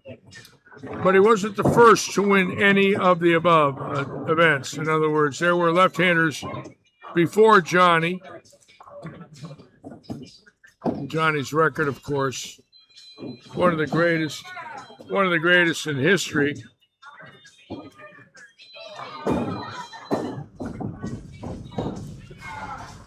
The first left-hander to win the Masters was from Denver, Colorado, Aurora, Colorado, a suburb of Denver, 1969, Jim Chesney, who I roomed with later that year. We roomed together in the late summer of 69. We traveled together in 69 and 70, roomed together, and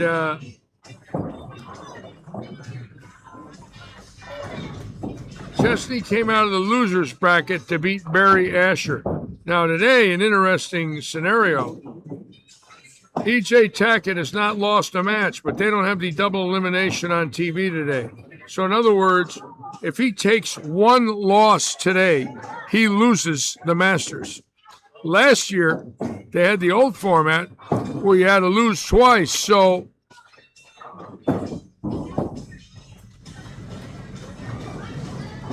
they went 2 games last year, and Haynes won game 2. They both had 1 loss, and Haynes won game 2 to beat Simonson. This year, if Tackett loses that first game on TV, he's done. So that's sort of an unfair format because it's double elimination, but he only loses once. And that one might go down, quite frankly, as another USBC miscalculation. Why they're changing formats like that? So a man leads all week, never loses in a double elimination tournament.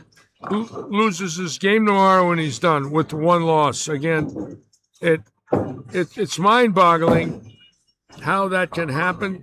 I don't know why. Again, I'm sure there are excellent reasons for it. The other side of the coin is he could be a victim of a rule change where last year the guy won because of that rule they changed.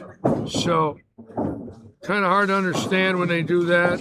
But it's their show. It's their tournament. They have a right to run it any way they want.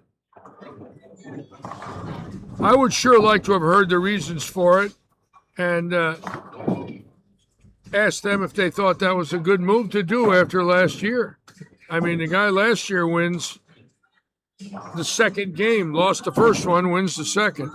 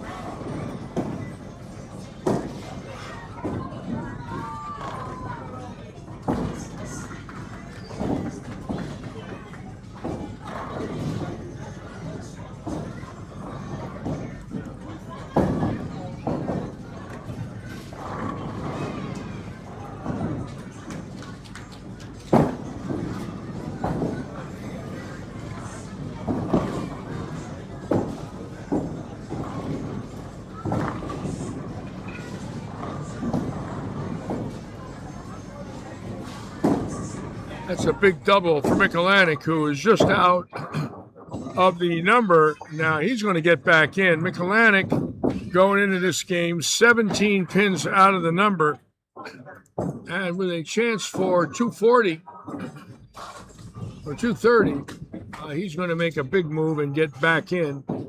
And that's all it really takes is one good game and just stay close, make your spares.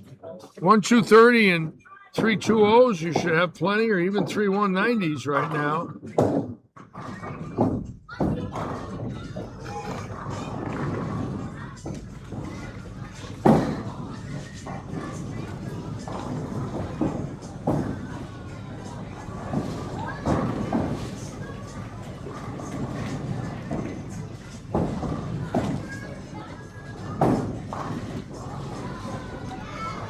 Atlantic not running the King of the Hill or any tournaments for a little bit. We were real disappointed with the bracket buster. We only had about 17 bowlers, or it was 14. It was not a lot.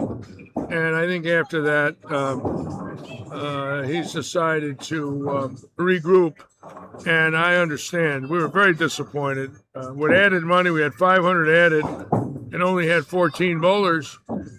So it's obvious that that particular tournament is not drawing. And again, we have to take a close look at why. Because normally with 500 added scratch event, you'd figure you'd pull some entries in, but it didn't work that way. So we're taking a look. I don't know what to do when it comes to scratch events. People kept saying, why don't you have them? Why don't you have them? And the minute we did, we got 14 entries. So not much you can say other than we're not going to do it again.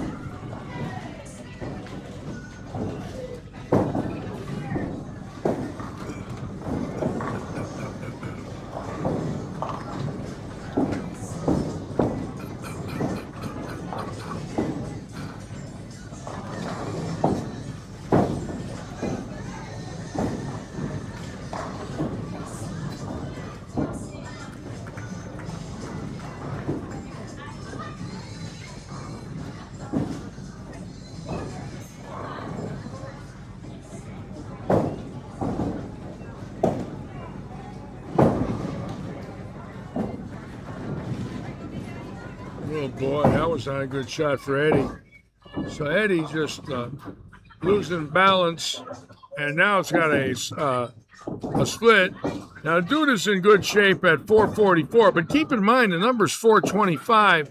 So he pops a 160 here. He could drop out of that number real quick. He's already got an open. So this is right now a key shot. Does not want to open here. Looks good. Oh, man, and a hook by, and oh boy. So now he is in trouble. And it's amazing what takes place when you can't strike. A couple key opens, all of a sudden you're in the 170s and you're in trouble. So obviously this shot, not easy, but yet look at the over here on lane 40, 240 in the wood. Quirk really struggling. It's a big shot for Mike Edge, because he is in the hunt to make it. And that's good there, catching a double.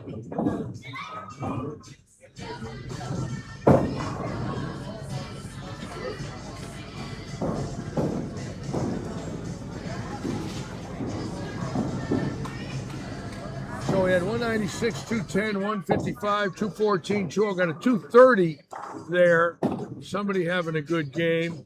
And then here on 48, they're starting game 4 on these pairs. So scores will be coming in momentarily. Milisinovic leading this qualifier right now, the left-hander formerly out of Detroit.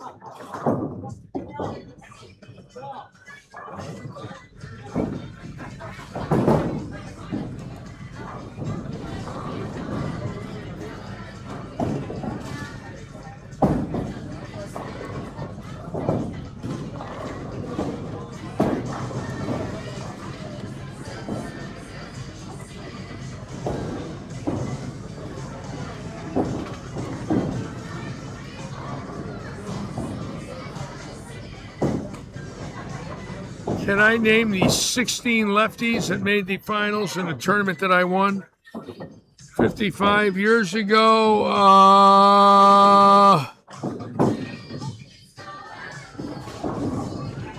It would be tough, but I'd take a crack at it.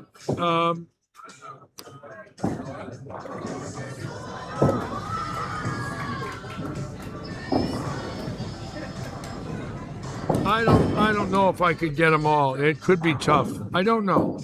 Be very tough. One thing I can tell you, most of them were champions. A few weren't.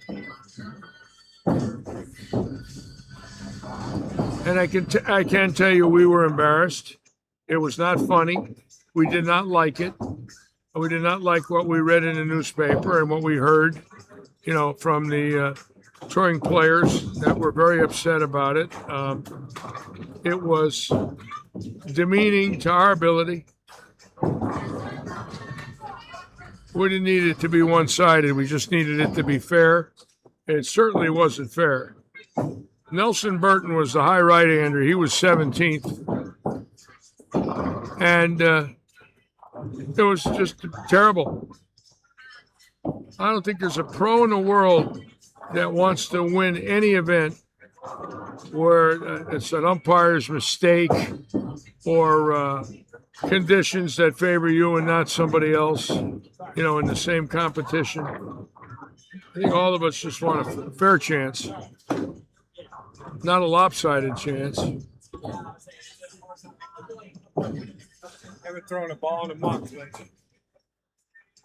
This week, I believe the record was set for most left-handers ever making a finals in a major event or any event.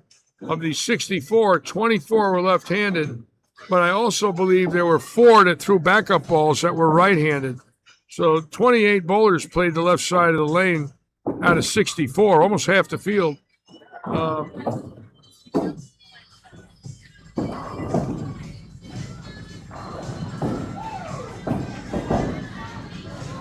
You wouldn't expect that with the USBC's knowledge and technology, but again, you can get fooled drastically in this sport. It's a hard thing to figure with even all the knowledge now with patterns and computers and lane testing and the USBC being involved. You would never figure 28 people playing the left side of the lane in a major.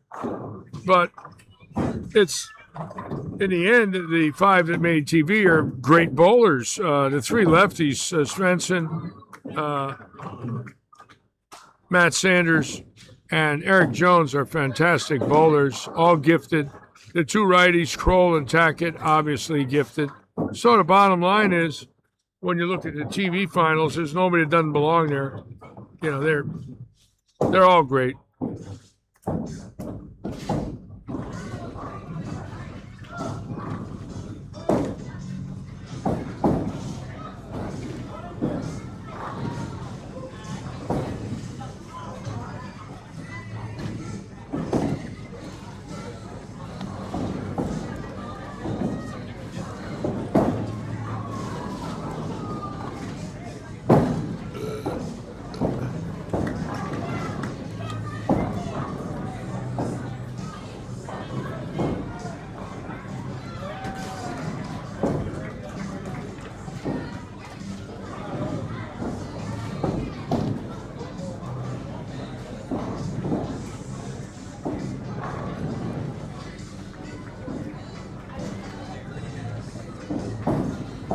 right, we're waiting for the scores now, and we'll give you the rundown after 3 games.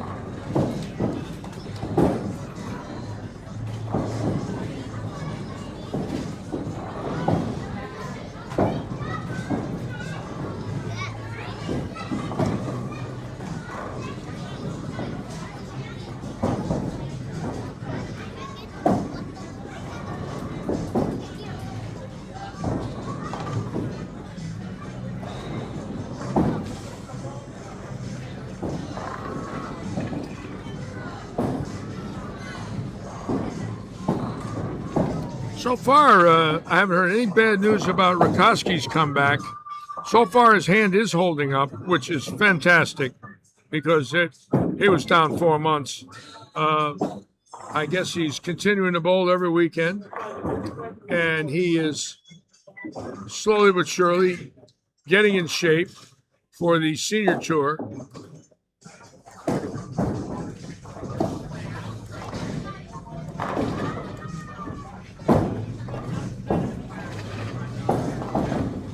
And I guess for the first year in many years, there's no superstar and big names turning 50. Tommy Jones just misses. I guess he can't get in this year. I think he turns 50 much later in the year.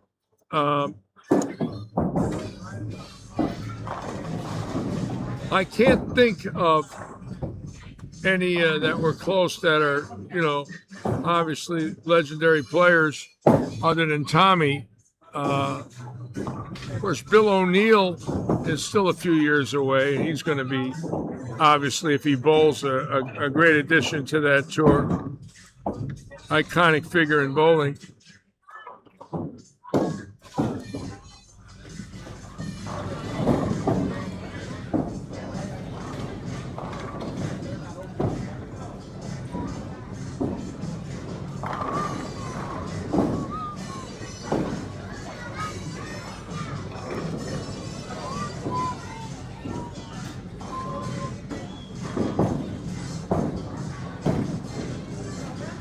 Oh, nice shot there by the Bammer.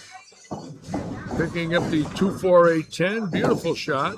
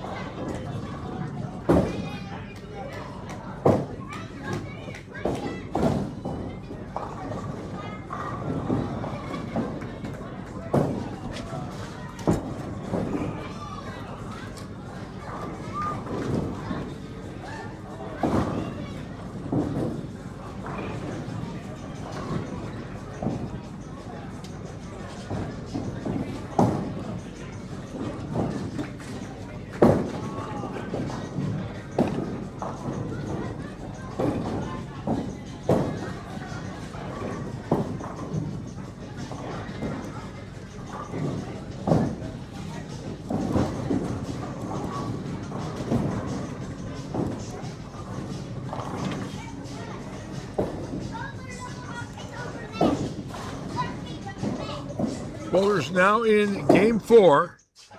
We will have a cut. After this, they will cut to the top 15. They'll bowl 1 game. We will cut to 8. 1 game we will cut to 4. And the last 4 bowlers will bowl for today's championship. Again, we want to thank Brian Copeland and Beth for their continued support of this event. Next month, it does go back to 50. So, for those of you that didn't bowl it today, because of the younger bowlers, next month, the number is 50 and over.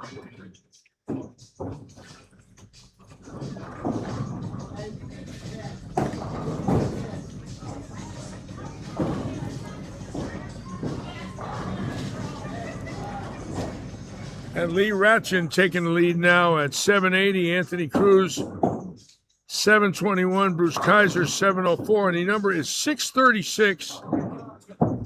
Emily Melnick, Robert Eddy at 637. TJ at 639. Mikulanic at 640. Van Buren and Fleissinger at 642. Bowlers just out. Copeland, Seitz, Fuste, and Pettis, 12 or less out. Gabor Fazzi, 14 out. Damian Pleasant, 16 out. Ed Duda, 16 out after shooting 256, 178, and 171. Mike Edge, 17 out. Mike Pierce, 18 out. Dan Mayer, probably the worst bowling he's done in years, 468 for his 3 games. Hard to believe as good as he throws the ball.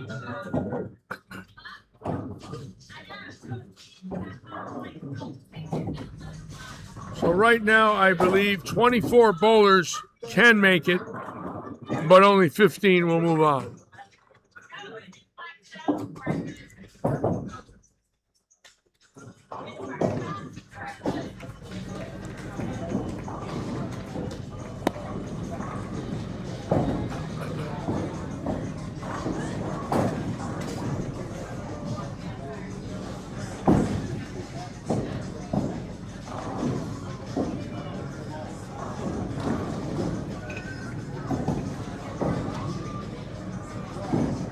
This is a big shot here for Brian Copeland. Keep in mind, he's in the hunt, started with a strike, and now you've got to pick up wood when you're on a strike. That's got to hurry. Atta boy. And boy, was that a big shot for him. So Copeland right now is first out at 1 pin. He's 2 pins behind Robert Eddy, 1 pin behind Emily Melnick, 4 behind TJ, 5 behind Mikulanic, 7 behind Van Buren and Fleissinger. So he could make a mammoth jump by shooting 220, and obviously 220 should get him in, plus his handicap. Lee Ratchin is the leader, and it looks like he will continue to lead.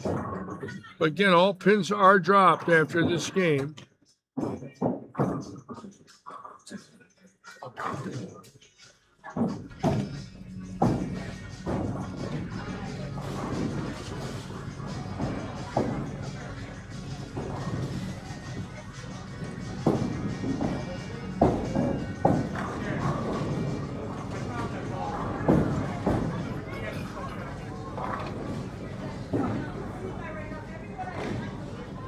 Now, Robert Eddy, who is right on that border, cannot afford any more open frames. He is getting some handicap, but he drops into the 170s. He will not make it.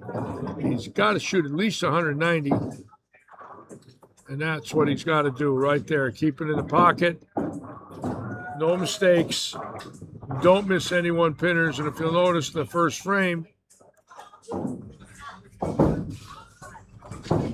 got that 1-pin miss.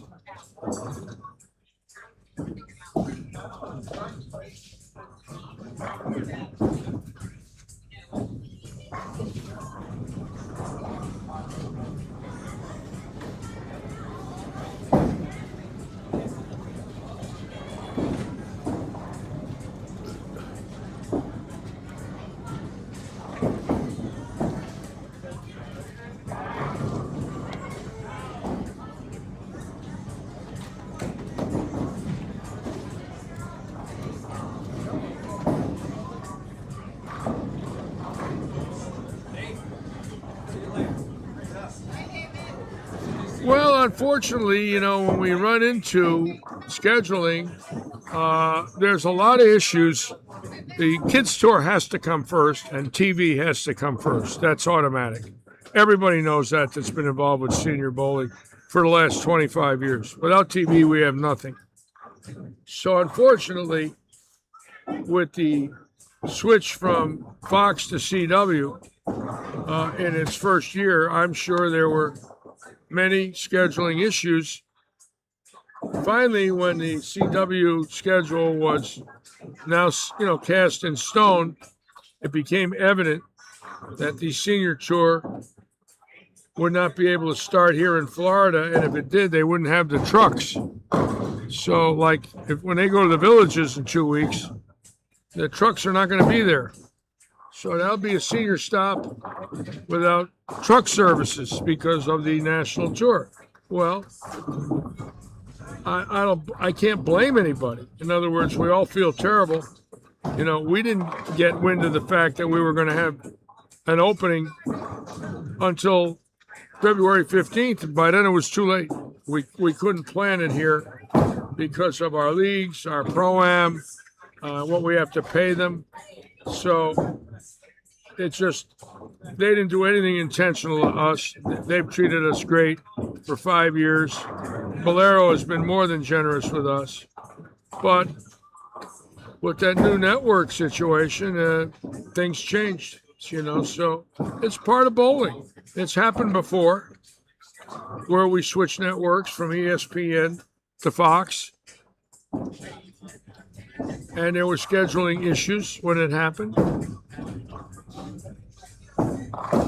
Keep in mind, when COVID came in, there was terrible scheduling issues in 2000, right after Bolero bought the PBA. You know, it went haywire. All of a sudden, we got tournaments with no audiences, you know, just like most of sports. So it's happened before where scheduling has cost us. On the other hand, I have complete faith in Bolero as far as our senior tour. I do believe things will stabilize after this year, and they'll do everything they can to help the seniors. They have so far. They've been very fair. Some big money, you know. The senior tour will be on TV in that Minnesota event. I mean, that's national airtime for the seniors. So they've done their best.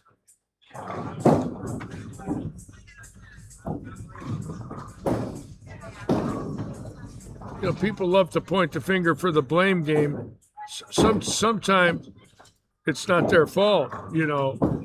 It's just unfortunate.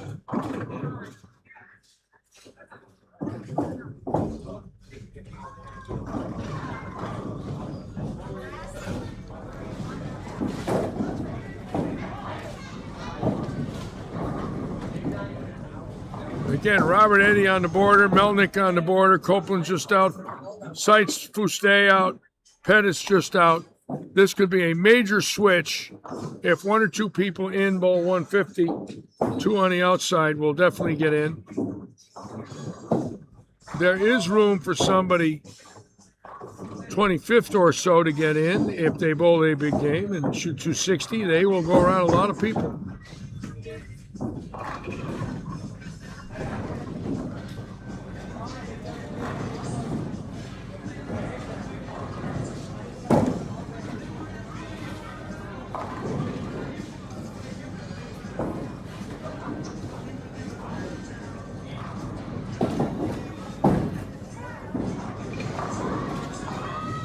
Now, Fuste would open, double, spare, triple, who was 7 pins out, is making a little run on him. And right now, I would say at 216, if he stayed clean, he'd have a good chance. Robert Eddy now in trouble, right on that border. With no doubles, he needs to put a triple together right now. He needs to get into them low 2-0s. I think he'd be okay. Another open, I think he'd be out. And he's struggling now. Just can't get a good look on that last pair there. 41 and 2 for him. So Van Baren's looking real good right now with 4-bagger spare double.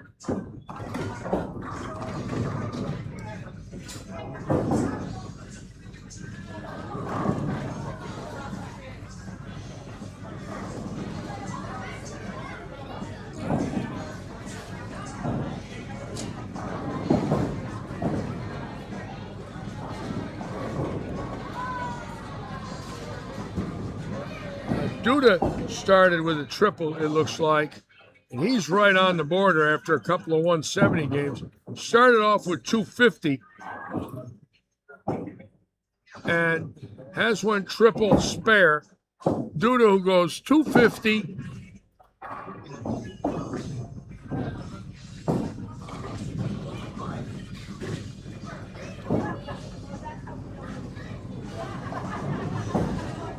$178, $171, 16 out, starting with triple spare. So he might have got close now. Again, you figure starting with 250, you got nothing to worry about, right? Well, that's not the case either. 178, 171. Mike Edge has a shot at it right here on 45.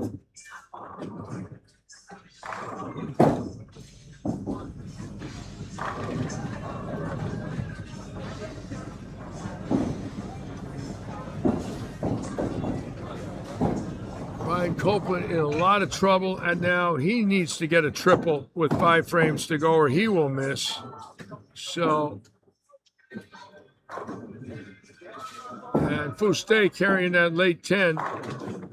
That might have got him back into the number.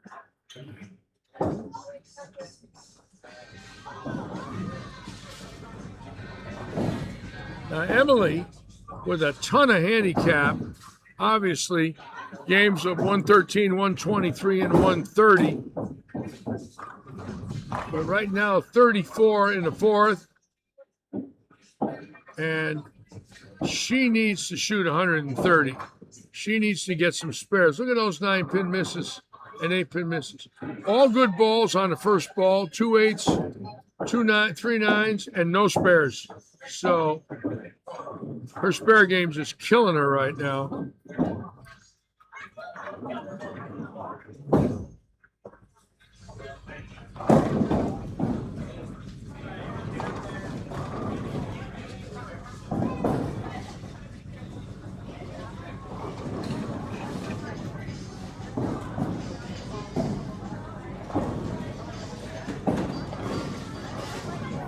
And that's one spare, but she needs a bunch.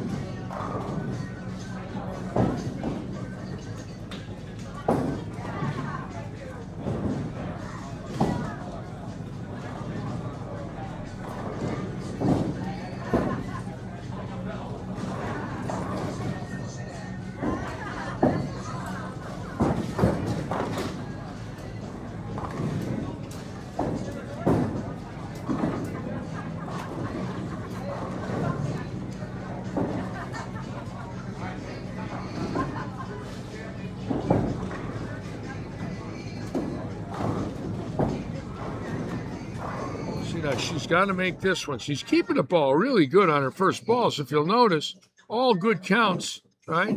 One spare. So she needs this one. That'll get her into the 112 range. Now, if she could put 3 more spares together, she'd have a good shot at it.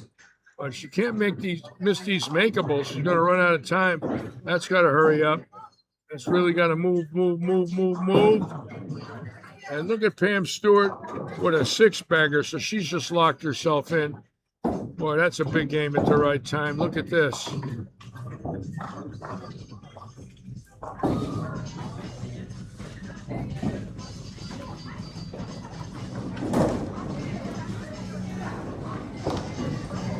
So let's say she goes 230. Let's see where she's at. She's locked in. She can't miss. She's at 652. She's automatic in. Good for Pam. Nice to see her back with a chance to win again. Now, this is a big shot for Duda right here. He's 16 out, shooting 218. He's on a strike. And that was really good there. So that got him right back in the hunt.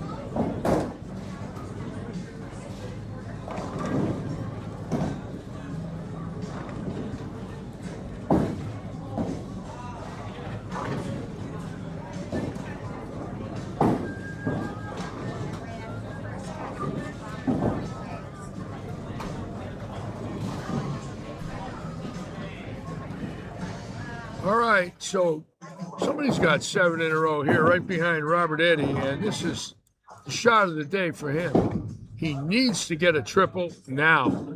He's running out of time. This is the second time he's been on a strike. He's got to get this one to pick up 10 and put him in position to pick up another 10 if he strikes here. Come on, hurry up. That ball never moved. Unbelievable. Just stayed right there and never moved. Now, Copeland, right now, shot of the day for him. This gets him right over 200. Keep in mind, he's just a couple of pins out. Shooting 187 with a double 197. This next one puts him at 207. So Eddie not out of it. He's got to make this spare. And he's out of it now. And I don't see him making it with 199 the last game, although he is getting some handicap. He could make it, but he does have to strike out. Now, Copeland right here needs this.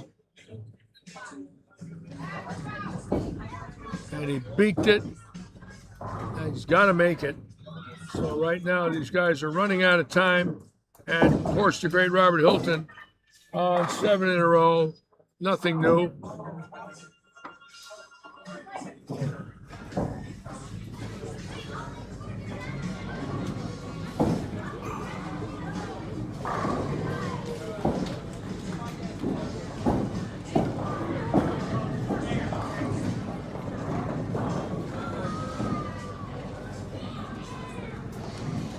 Oh my God, I cannot believe he missed that.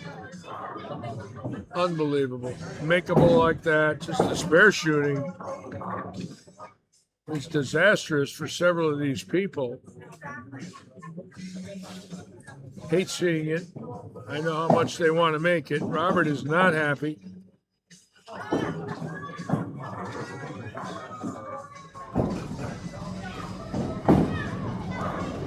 Now TJ coming up with a late triple, and she was on the border at 639, 4 pins in. She's went 148, 179, 165. She just got back in the hunt with that triple. And she's going for knee replacement. So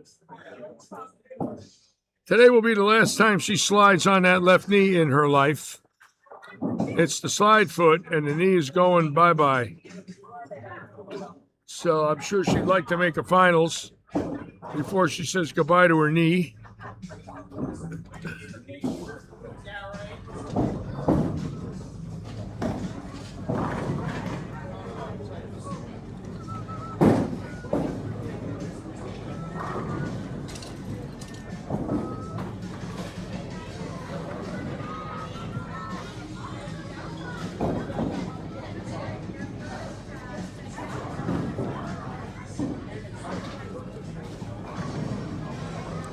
And Hilton with 9 in a row, so he's locked in and looking as deadly as ever.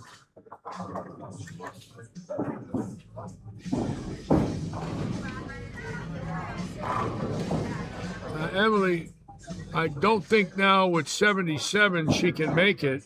She needed about 130, so she'd have to throw 3 in a row with any kind of a chance at all. She got close there with a spare, and then all of a sudden, only 1 mark this game, and she's got to be extremely disappointed. Dude has got to stay clean, no mistakes. And he got that late 10 out. Big shot for him.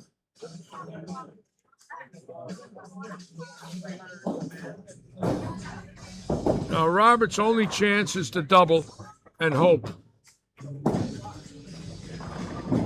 Hit it. Ooh, wow. Now, he does need 1 more.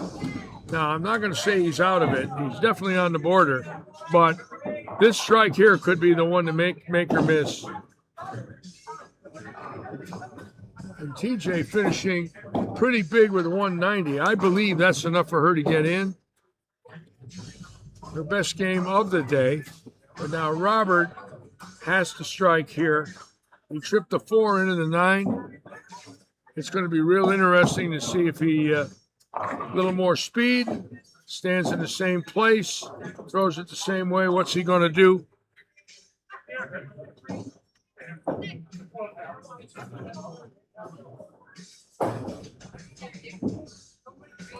Hold it. Oh, God. Didn't want that. Oh, boy.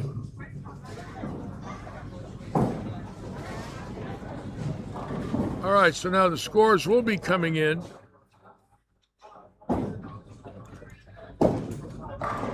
Lee Ratchin, bowling great. Now, Robert Hilton will come in and cannot catch Lee, but Robert has a chance for 300, and knowing Robert, he wants it. I don't think Brian Copeland's got enough. I don't think 193 the last game will make it. And the most he's going to get is 181. And got to be disappointing for him. He went at 189, 192, 203, and then 181. Just never got anything going.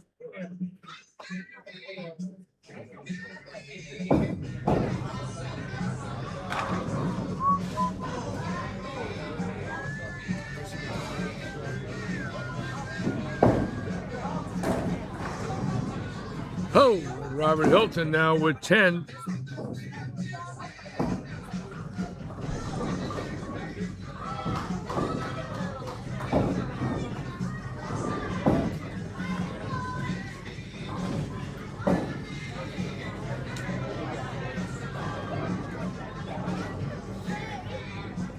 All right, no 300s yet today, so this is Robert now for number 11.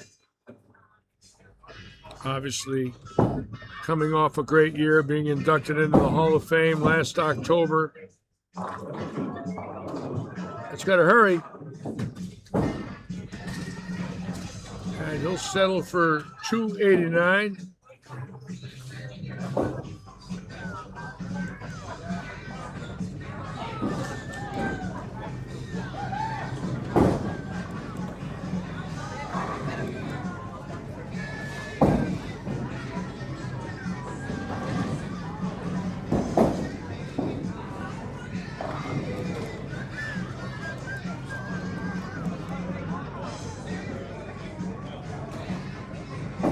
Now the scores will come in, and we'll give you the update momentarily. All right.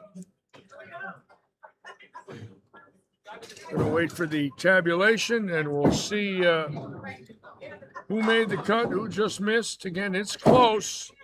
Several people are going to be less than a mark out. Duda obviously close. Melnick just finishing. I don't think she's got enough. Let me get back there and watch that last pair finish. The dude coming up here now, and this is big for the dude. He's on a double. An open could knock him out. A strike could lock him in.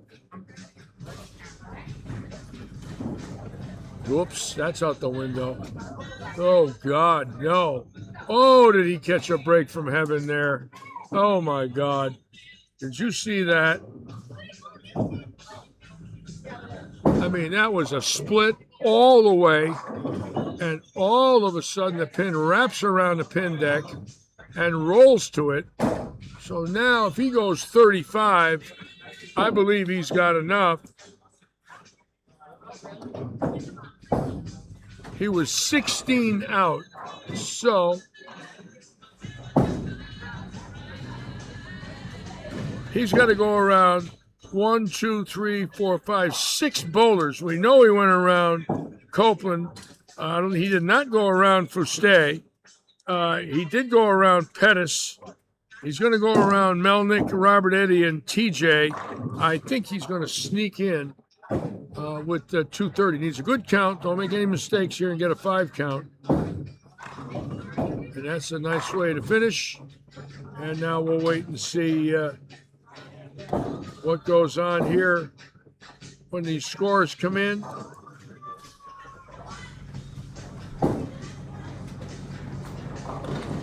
All right.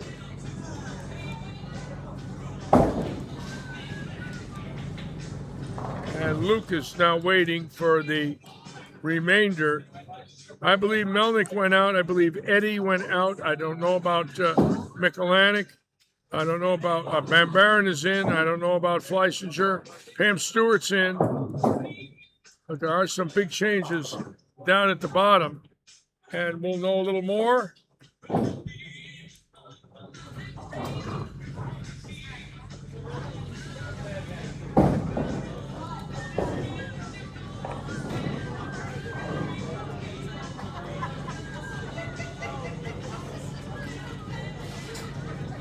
And in about 48 minutes, a Masters telecast for professional bowling on Fox, or excuse me, I'm all right, CW, and we're hoping for a great show, an exciting show. This is big for bowling today, and we're all hoping. Hi, Lou. What's going on, Lou? Not much. All right, we're going to wait now for scores to come in and see what we got.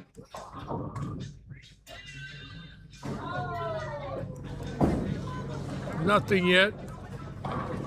Again, the bottom 4, Michalanic, Williams, Eddie, Melnick, all possible. I'm sure Eddie's out.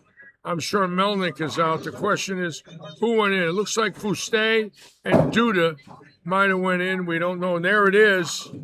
And Duda got in at 860. Pierce and Seitz at 859. Van Baron out by 9 pins. Eddie 17. Fazee 21. Edge 25.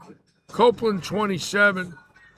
Wow. Fuste went in with that 253 to 904. Ratchin, the leader. Cruz second. 859, 859, 860, 863. The last 4 stops or spots. Van Baron shooting 204 the last game to miss by 9. Eddie 177 to miss by 17. Fazee 186 to miss by 21. Edge, Copeland, Melnick all dropping out the last game. Wow.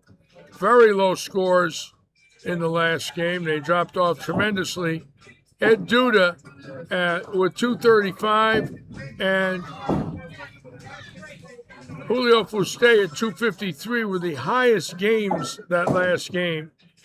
So we're now going to be going into the first game of the finals, and we will be using lanes. I'll show you exactly where we're going here. We will be using the last 6 pair or 6 lanes. We'll be going 39 to 50, 39, 40, 41 and 2 to 45 and 6, 47 and 8. There it is. Congratulations on those of you that made our first cut. We're going to go ahead and announce our top 15 that are moving on along with your lane assignments. So please listen carefully. Starting on 39, we have Bruce Kaiser. 39, position 2, Nick Paxidi. Lane 40, John Fleshinger. You know, it's, Lane 41, Nate Stewart. What? all 41, I want to position do is make the 2, first Mark cut. I never saw you on a Simovich. cab. You did just fine. 42, Devin You Stratford. did just fine. You got nothing to be ashamed of. 43, Ed Duda. 43, position 2, Ernie I had a reference Majoris. at 8 o'clock this morning. 44, Mike Pierce. 45, Anthony Cruz. Well, I'm glad you had a good day. It was your birthday the day before, and then Lee Rathjen. 2 days, the 26th. 46, Yeah, Julio good for you. Cruz. 47, TJ Williams. so the way it's going to work is T.J. Williams making a cut. The last day she's going to be bowling on her left knee, and Duda getting in with 235, Pierce getting in with 232, Gary Seitz sneaking in at 8:59.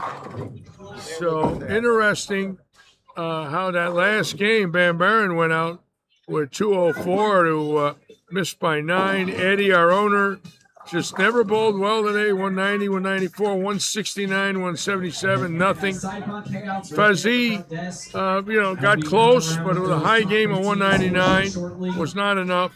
Mike Edge, 204 to miss by 25. Copeland, a bad last game to miss by 27.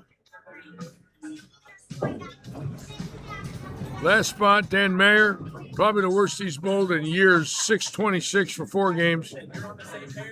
Yesterday he bowled for the title. Today he finished 30th.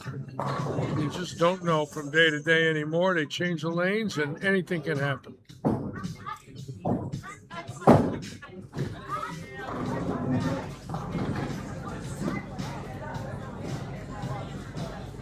Bear with me, folks. I will be right back.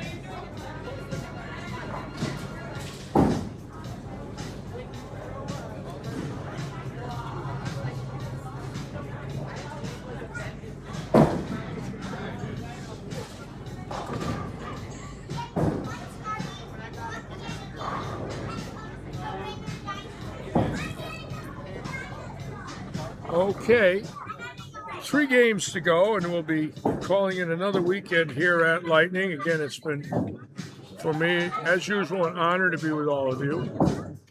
I mean that sincerely. Thank you for all the views today, all of you that have joined us. And it's been a nice show so far. Put your first names in. Just go ahead and get your check marks. Get started. We get 2 balls each per lane for practice.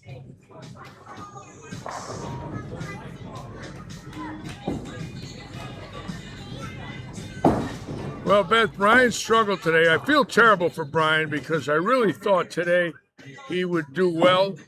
He looked like in the beginning he had a good shot and just never got it going. Again, when we change and put out these tougher shots, there are some people that struggle. Some bowl better, some don't. Robert Eddy, our owner, struggled today on it. He's the one that chose the shot. You know, he builds the formats now. So, in other words, he put something out to make it a little challenging, and he didn't make it. So, obviously, a tough day for the owner. Tough day for Van Buren, missing by 9, and Robert Eddy and Brian, Mike Edge all had a shot that last game. A few people snuck in.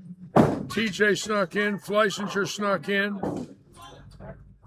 Took 8:59 to make it, and we had 5 bowlers from 8:65 to 8:59. So that's how close it was. One ball could have knocked out 5 bowlers and brought 5 other ones in. That's how close the competition was today. So now we're getting ready for practice. Somebody will win. Keep in mind, we are down to 15 bowlers. We will take H. H will move on for the second cut, and then 4 will move on to bowl for the title.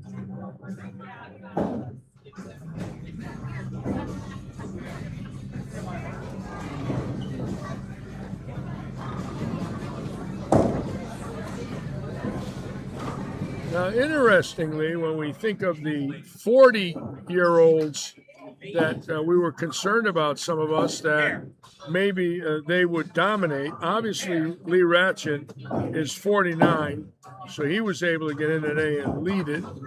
But if you'll notice, many of our 50-year-olds have made it. Milicinovich, I know, is 50. Kaiser is. Pam Stewart is. Texas is. Gary Seitz, Eddie Duda, Robert Hilton are all over the age of 50. So it doesn't really seem, Ernie Majerus, it doesn't really seem that the 40-year-olds dominated. Again, Lee Ratchin is not 50, and he did lead the tournament. But other than Lee, I don't see anything here that was what I would call a major discrepancy where 40-year-olds dominated. Other than Lee, not necessarily the case. Now, if he wins it, well, then people could say, you know, the format let him in. Obviously, he'll be 50 later on this year. Tough last game there. Had a shot at it all the way. Only missed by 27. But that's 2 balls. 2 open frames versus, you know, an open versus a strike is 1, an open versus a strike is 2. 2 balls in 4 games. Not a lot. No.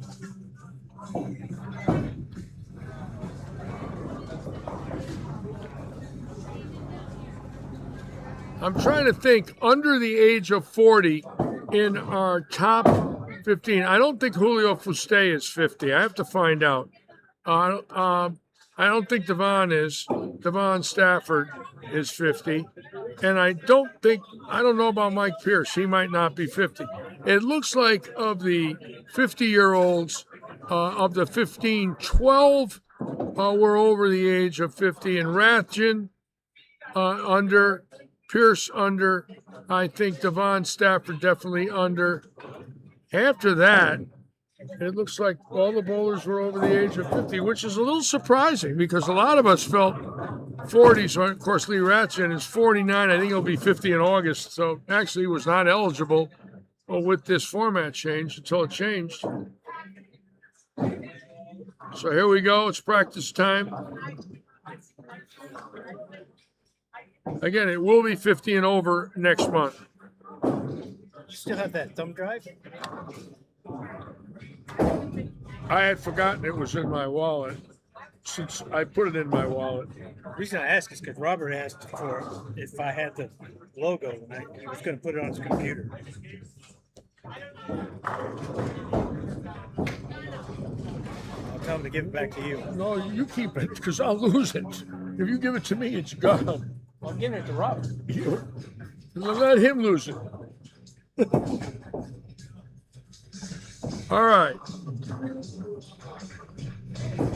Now keep in mind, 8 bowlers will move forward. Now this is a pretty strong field here with the left-hander Milicinovich, Robert Hilton, Lee Ratchin, and Ed Duda.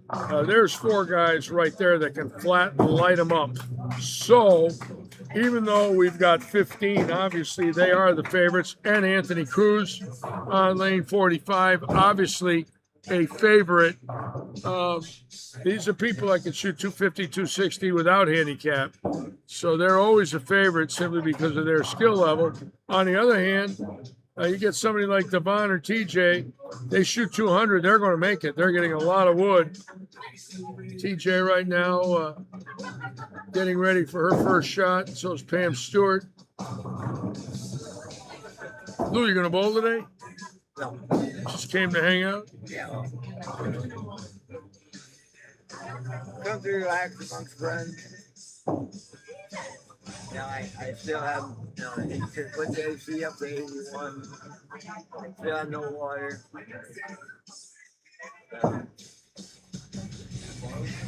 No gas. I'm thinking I might go home, change, and go to my favorite Italian restaurant. I bowl tomorrow night. I might come here in the morning and might practice a little bit. It's usually to go to headpins and they turn off the lights and they won't turn them on.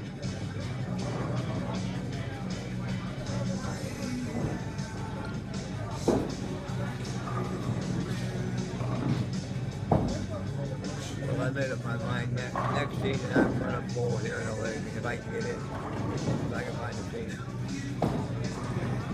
I wasn't going to put together a team that nobody wants to come up here. It's a long way off. Anything can happen between now and September, August. It's just 6 months away. They'll find somebody. Okay, we are in the first roll-off game. There are 15 bowlers out there. Obviously, Anthony Cruz, Robert Hilton, Eddie Duda are the favorites to make the cut. Julio bowled very well with 253 in game 4. This is one of those cuts where your favorites, yes, but they're not necessarily a lock. Couple opens, the wrong pair of lanes, couple of easy spare misses, and they're done. They won't make it. So they've got to bowl well. It's not automatic. Oh, there's Milicinovich, who bowled very well in our stepladder senior events, King of the Hill, all of a sudden slumped off quite a bit and just lost his touch. It's just like it disappeared. All of a sudden, he started to throw the ball good again today. He's an excellent bowler, but, you know, when it's not coming off your hand right, you struggle. You know, you can't read the lanes properly. And look at that break for Kaiser. And he's like, really? What did I just do wrong here? So now some opens early. Oops. Look at that ball for Texas. 2 splits there. We have not had a lady winner in a long time in this event. It'd be nice if one of the girls could pull it off today. Devon or TJ, both avid bowlers.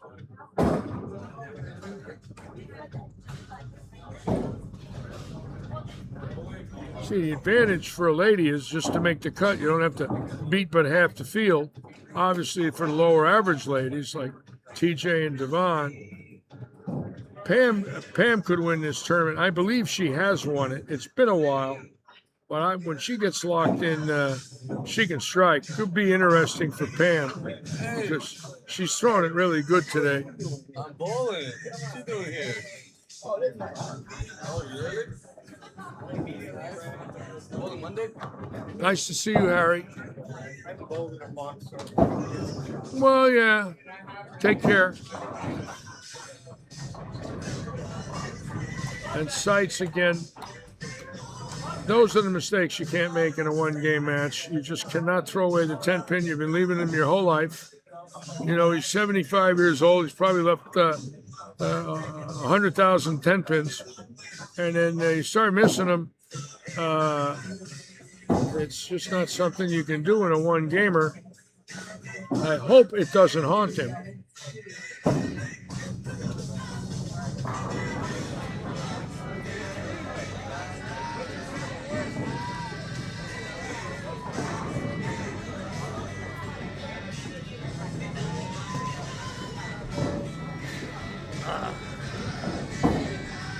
I'm tired, Rich. I'm tired today. I feel it today. Luckily, I got to be here tomorrow at 1 to 3:30 for lessons, and then I'm out of here. And then I don't have to work again until Tuesday at 5. So once I get home, I got a day, which is kind of nice.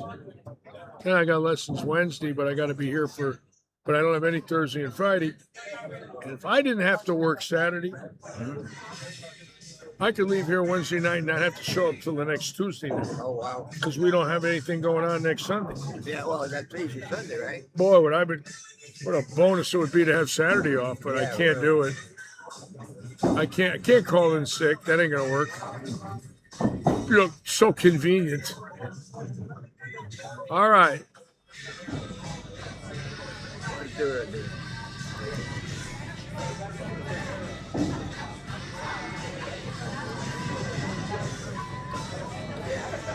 When's the next snowcap? I don't know. It's on Facebook. It's on our April schedule on Facebook.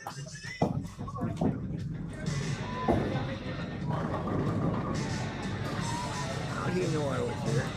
Who, Joe? Yeah. Joe's a magician. Joe sees things in the dark with no lights.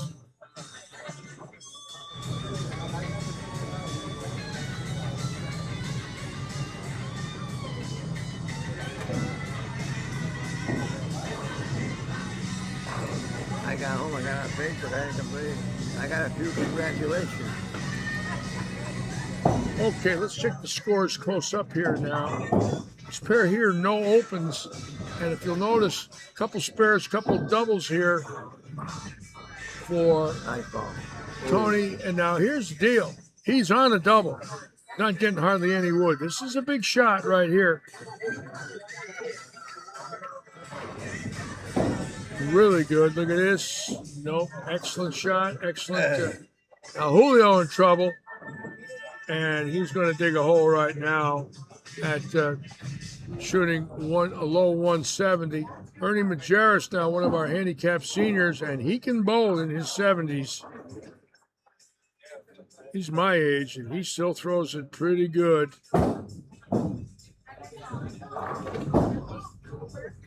Anthony with the spare. Here's the key right now. No mental errors, no spare misses, execution. Fleissinger with a chance for a triple.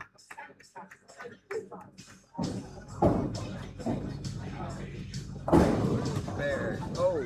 And he goes through the nose. And right now, Milisinovic definitely in control of his own destiny here with spare triple.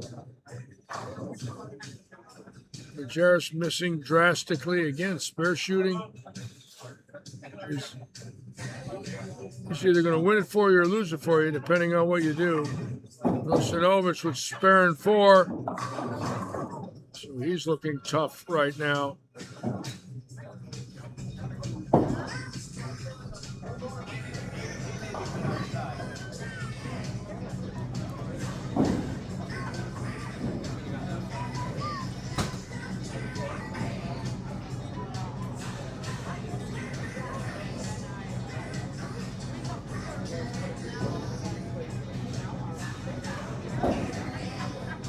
Now Cruz with a split, and right now, other than Hilton, it looks like every one of these bowlers are vulnerable. No one really taking charge other than Milisinovic and Hilton. Both of them with good strings and chances for 250, 260. But everyone else fighting it with open frames and no doubles. Lee Ratchin would strike spare triple, so obviously he's getting himself into contention.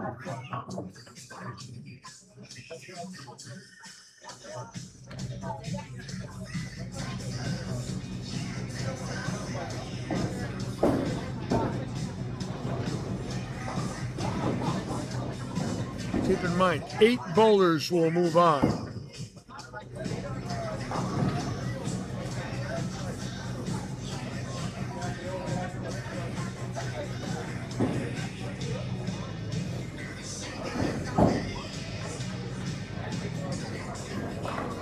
Nice shot there for Seitz. Billy Seitz recovering after a radiation for a bout with cancer earlier this year. We want to congratulate Gary right now in the recovery stage. He had 29 radiations and looked pale when he got out. Doesn't get much sun anyways, but I looked at him and I said, boy, he looks tired. It does knock you out. And but right now his blood work showed excellent PSA levels, and we're so happy for Gary. It is a stressful time when you get sick and have to get radiated.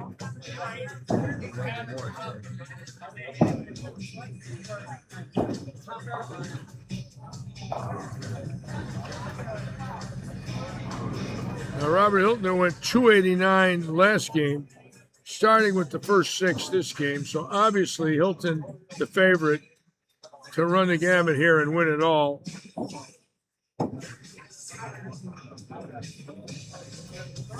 Fleissinger with a double. All of a sudden, Fleissinger's got a shot here to make the cut.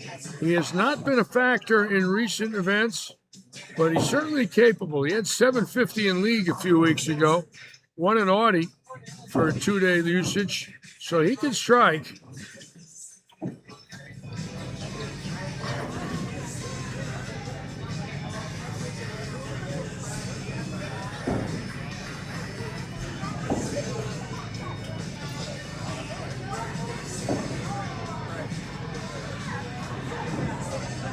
Now Pam Stewart coming alive with a double, and she's throwing it good today. I like her chances. Again, she's getting some wood, so obviously in her case, if she can shoot 2-0, she might have enough to get in. 170, I don't think so. I want to check Pam's handicap out here. So Pam is getting 32. So she shoots 200. She should make it.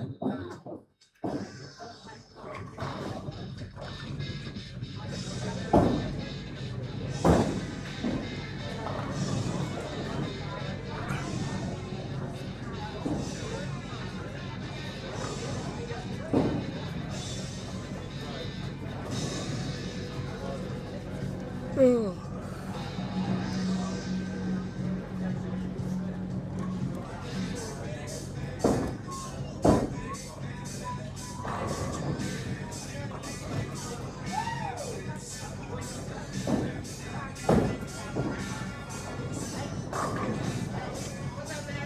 Roberto.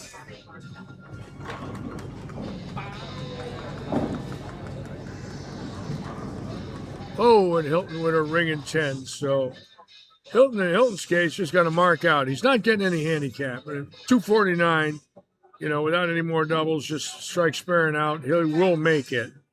But that's the number he's got to be at. He's in the minimum of 230s. Again, no handicap. So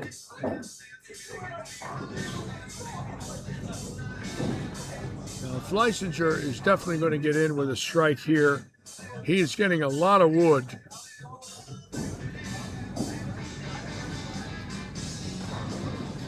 So he baby splits, and that's not good, and did not want that. I want to see how many pins Fleissinger is getting. He's getting 35, so he's got a good chance here with a spare to lock himself in. It looks like Milicevic. It looks like Hilton for sure. Looks like Lee Ratchin, very possible. This is a big shot for Fleissinger here. Oops, that's to the right. Forget it. Oh, boy. So he's 177. If he goes 197 and 35, it's 232. That's 171.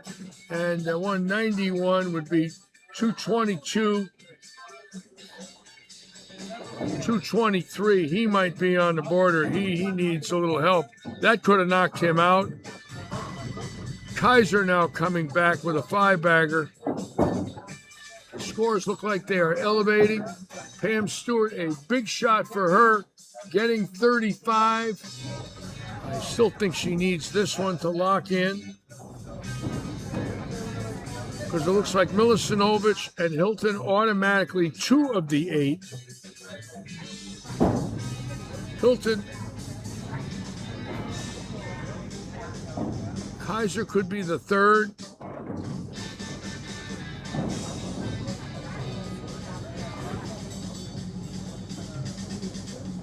Now, Rathjen might be out of it at 204, and he's not getting any wood, and he might be in a lot of trouble. And he's getting 8 pins. He could be in trouble. And he didn't strike there, so let's see. Yeah, he might not make it. As good a bowler as he is, the field might have dodged a bullet. He's getting 8. 215 is 223. I don't know if that's enough. Duda right now with a big strike right here to get back in the hunt to make it. Oh, and he stuffs a 9. And Duda, let's see where he's at with handicap. Duda's getting very little. He's getting 5. He's in trouble. So, boy, was that big for Duda.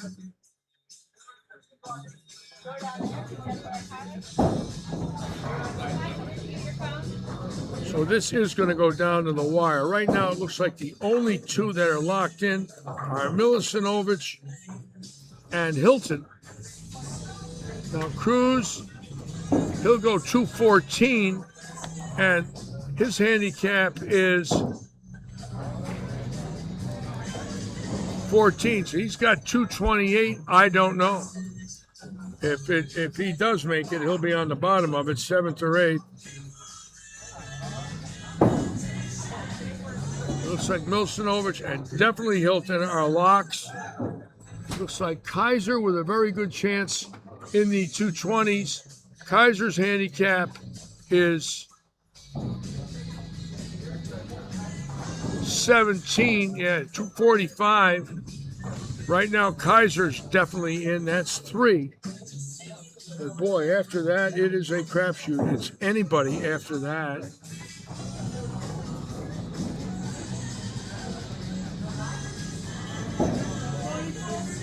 Now, Puste, let's check out his handicap.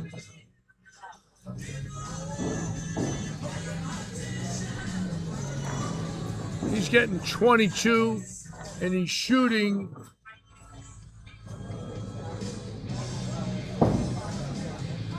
180. He does not have enough, not even close.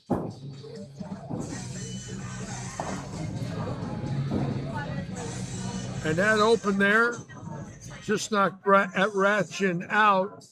Puste is out. Rathjen is out. Unbelievable. Rathjen led this thing wire to wire, and now with his handicap, he's got no chance. Even if he makes this and goes 213, I don't think he's got enough. And 8, 221. Nope, I don't believe 221 would make it even if he makes this. Again, we don't know that for sure. He's got to go for it. Look at that. He shoots a monster set of 990 scratch and doesn't make it out of the first round. Unbelievable. Now, Duda definitely in the hunt.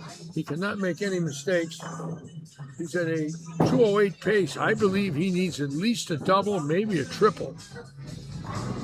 That was a great shot there. So there's some definite surprises here with Rathjen out, Julio out.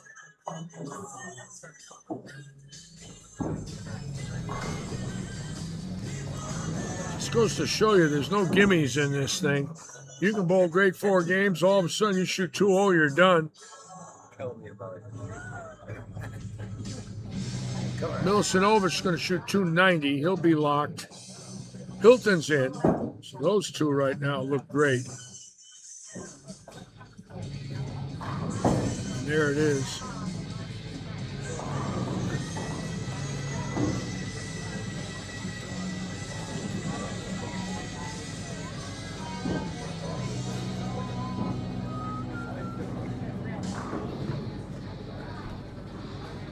And Milicinovich for a possible 290. Now, Devon, let me check out Devon's scores here. And Devon is going to shoot 161 if she makes it. And Devon's handicap is 56. Should be at 215, 39, 217. I don't think she's got enough. Again, it's going to be 220 to 230 to make that last spot. Devon should make this spare. You never know. She could sneak in. If she does, 7th or 8th would be her number.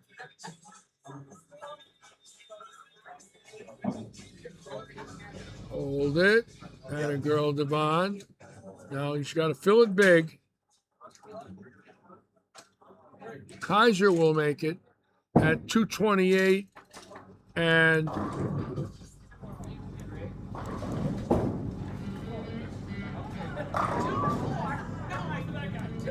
228-17, 245. So Kaiser, Hilton, Milicinovich, and then the rest. And it's going to be very close at that bottom spot of 8th place.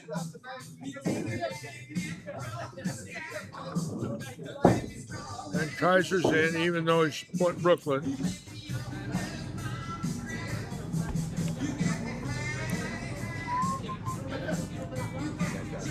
And let's check it out here for the second cut. So right now,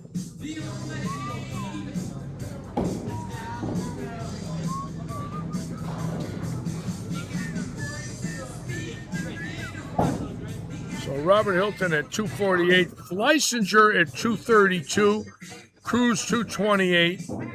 Those are the scores that are in, but now the big ones are going to start coming in.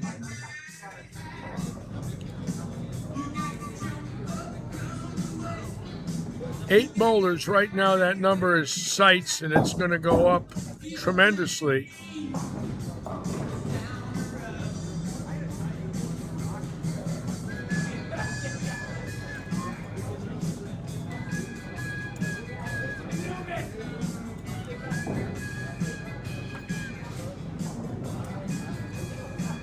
It's like it could very well be Pam Stewart.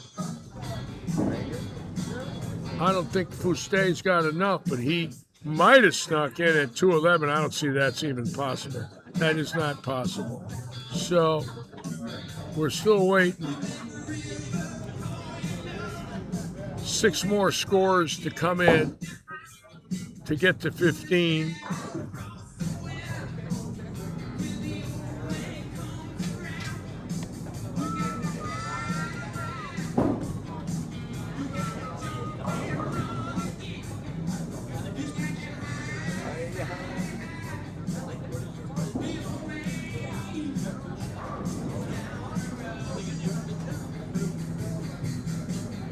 Again, we're going to wait for that last pair to finish, and it could be Pam Stewart, possibly at 224. Cruz, I think, has got enough at 228, but we don't know until the last pair finishes here.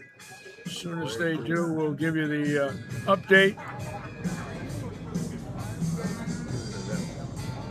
Eddie the Dude, yes, the Dude getting in with that triple. So we know the Dude's going to go around some people.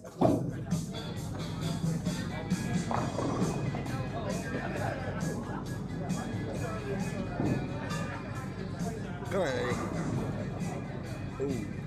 The Dude will go 27 and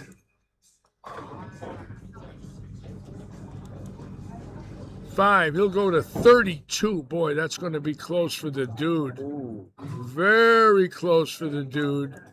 he might not have it.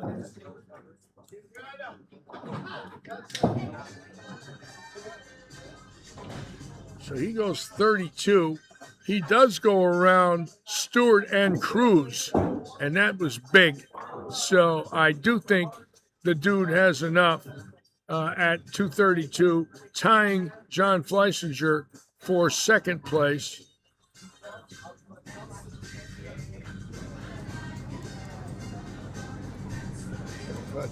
We're waiting for the last pair to finish. Ernie Majerus and we'll bring you the remaining scores. I don't think Majerus can make it even if he strikes out. He can make it now, that's for sure. I think we're gonna hit the road. So you're gonna leave, Lou? Yeah. I'm tired. Go home, take a funny bath. I'm tired. I feel it. Today I said I'm out of here. Luckily, I got a late morning. I don't have to be here till 1, but I'm tired. I felt it today a little bit. Fatigue still comes back to me. Yeah. I felt it. Feel it now.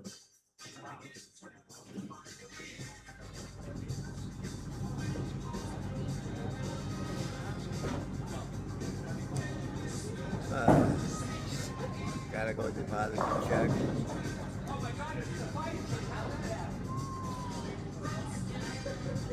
So we'll wait for the scoring.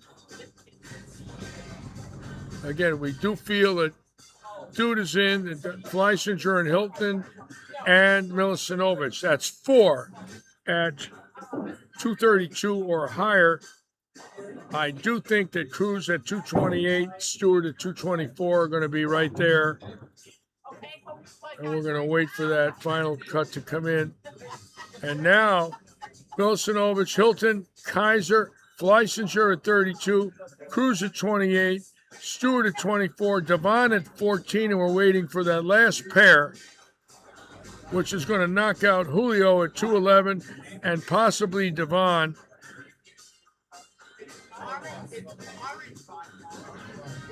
Three more bowlers. We know Dude is one of them. So Fuste is out.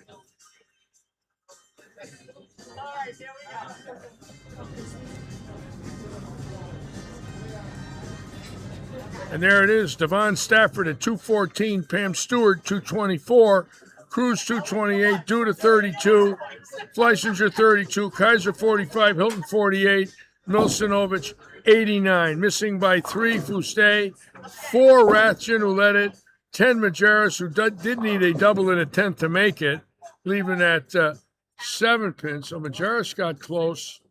Now we are down to 8 here at the living room. 2 games to go, and I can escape Alcatraz. Maybe I'll just stay for the 2 games. Yeah. We charge a viewing fee of 50, and you got to give me the 50. Okay, I'm at $210. Give me 50. Give me $50. I'll let you stay. If you give me 49, you got to leave. I had my $210 for 6 hours. I understand, but today I'm trying to get everyone I can to give me money before I go home.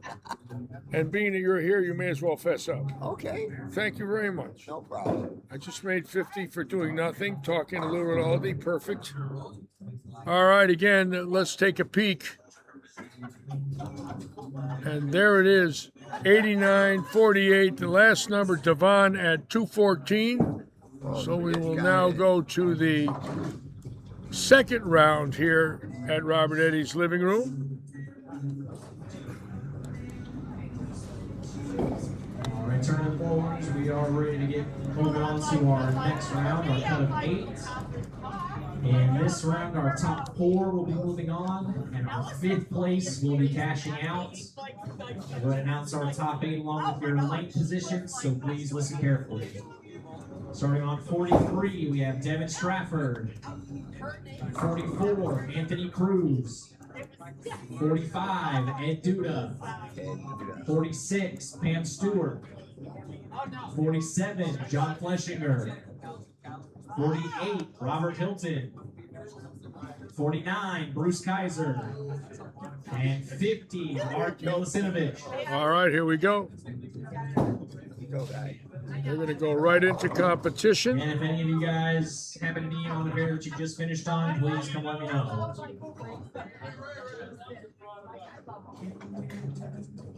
Interesting how, if you really look at the final bowlers, only one bowler got in under the age of 50. That's Devon, who is between 40 and 49. I know Devon is not 50. That's for sure. So when you really look at it today, no one cashed under the age of 50 unless Devon gets into this next match. So Pam Stewart, Anthony Cruz, Eddie Duda, Fleissinger, Kaiser, Hilton, Milicinovich, all over the age of 50. And we were kind of curious about that 40 to 50 number because we had heard that a lot of bowlers said they didn't want to bowl it once we allowed in the 40 to 49 group. And I don't blame them. That's their choice. They got to do what they feel is right. But right now, only one bowler got in 40 to 49. That's Devon. So, and I'm sure if Devon cashes, nobody's going to be mad because she bowls all the time and very seldom does she cash. We'd love to see her get some money today. Wonderful lady out of the Naples area. I like that name, Devon. Devon, yeah. It could be a boy or a girl. I think I'm going to change my name to Devon. Devon Lichstein. What do you think, Lou? No, No? it don't fit. I like Devon. I'm going to change my name right now. I'm going to the courthouse. It's not. Larry's gone and Devon is in. It's not the first. Hi, last name you gotta I'm change. Devon. I'm Devon. I'm your host today here at. That's too close to Divine, Larry. Hi, I'm Divine. I'm Divine Lickstrom. No, I haven't been drinking and or nothing else. I'm in good shape, mentally and the brain. I'm just a little giddy You're a little. because I'm tired today. I'm a little giddy. I'm tired too. Still on a high from yesterday, though. Now, Tuesday again, quarter seven, Wednesday, quarter seven, and Audie from this Tuesday, 21 days and they will be done. 21 after this Tuesday, and the league will end in April for the first time that I can recall since its inception in the year 2000 with all the hurricanes and everything that came in and the cancellations. So that's sort of interesting for us to actually finish on schedule for both leagues. Oaks Farms always, Audie would have the Christmas Eve, New Year's Eve loss. So Oaks Farms did not finish on schedule. We had to add 2 weeks because of their Christmas Eve, New Year's Eve cancellation of bowling. So it's interesting how that Tuesday or Wednesday has either had weather-related cancellations or New Year's Eve, Christmas Eve cancellations.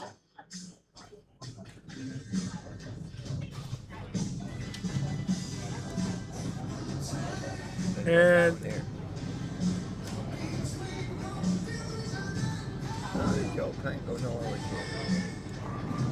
Ron Papp, yes, Stella, thank you. I knew Ron Papp. I like Ron Papp. Good guy. I think his family owned a bowling center somewhere there in New Jersey.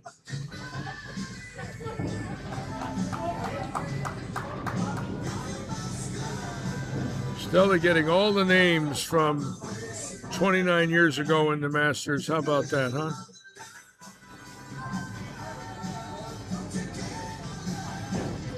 I got to walk in the encyclopedia bowling.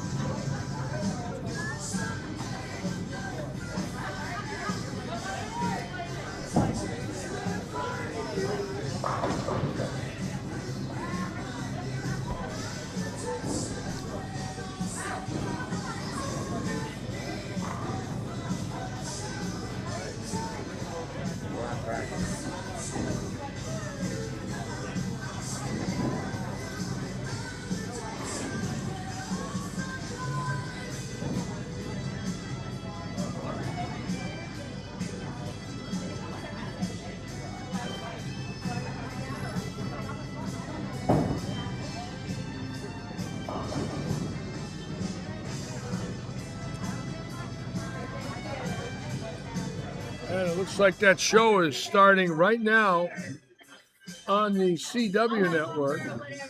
I want to see if we can get that turned on in here. All right, TJ, good luck, my dear. Thank you. We're all thinking about you. Hold on, TJ. Don't go anywhere yet. We want to wish you the best. I'm going to put the camera on TJ, folks, but she's going in Tuesday morning Tomorrow. Tomorrow. So today was the last day Today's on the the left. last hurrah. The left knee's gone, right? It's gone. Wow. New, So the next time you bowl, you're gonna have new knee. new knee. A Yes. new knee. Thank you. Well, the next time I live stream, I will not have new hair. Okay. I would sure love to have some new hair, but anyways, good luck to you, my dear. Thank you. We'll be Appreciate thinking it. about you. I'll see you soon. We'll see you soon. Yes. All right, my dear. All right. Good luck to you. Bye-bye. All right, TJ going in the morning for new knee.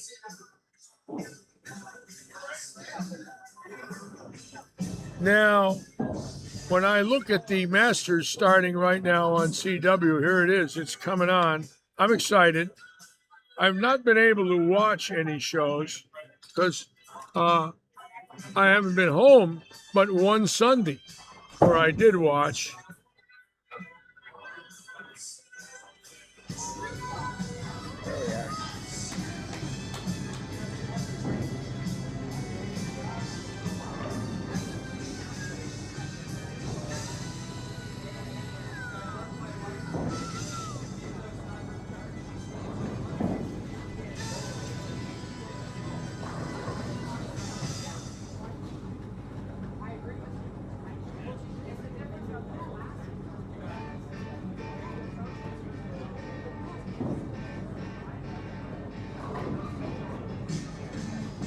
I had so many of my friends, and I know all of you will love this story. Starting with Buzz Fazio in 1955, I was fortunate enough in my life to know, believe it or not, every Masters winner until the last few. Gary Haynes I never met, and the guy who won the year before him, I'll think of his name in a moment, I never met. But I met about 50 of them in a row, 55 or so. Let's see, because not all of them won at once. But up until the last two Masters winners, I knew them all since 1955, which is pretty cool. Yeah, really. And the ones that were my dear friends, were my idols. But one of the men that won the Masters, your folks are going to love this one, Brian Bogosian, was in my son Michael's wedding. And when I opened up the wedding album, there is Patrick Allen, who won the Masters, and Brian Bogosian, who won the Masters, and they were in my son's wedding. They were ushers in Michael's wedding in 1993 when they were kids. And I have pictures of both of them in the wedding album. And two Masters winners, which I think is an absolute trip. Yeah, it is. It's a trip.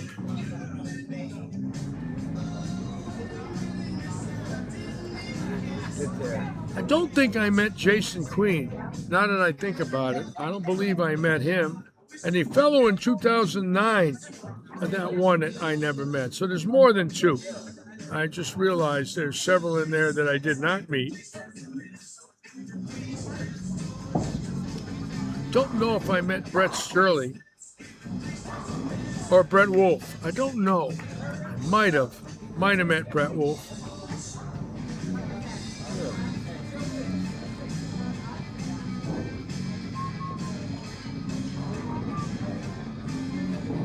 Larry, I'm curious. You didn't get any live streams of me bowling yesterday, did you? Huh? You didn't get any live streams of me bowling yesterday. Oh yeah. Oh yeah, it's on there. Definitely on there. How would I look? You look fine. You look like Lou. What do you think you would have looked like? Clark Gable? Cary Grant. You were on yesterday. My ratings went down to 0 when you were on, but other than that, you were on. No. I'm not going to say. I'm not being mean to you. I bowled good yesterday. I think the meeting of Buzz Fazio for me was the oldest Masters winner. He won in 55. He was feisty. He was out of Detroit. He was a very feisty guy, very animated, and did not like left-handers. And he called me a left-handed garbage collector when he first met me. And he said, "You can't hit the pocket. You're a garbage collector." I said, "Thanks a lot."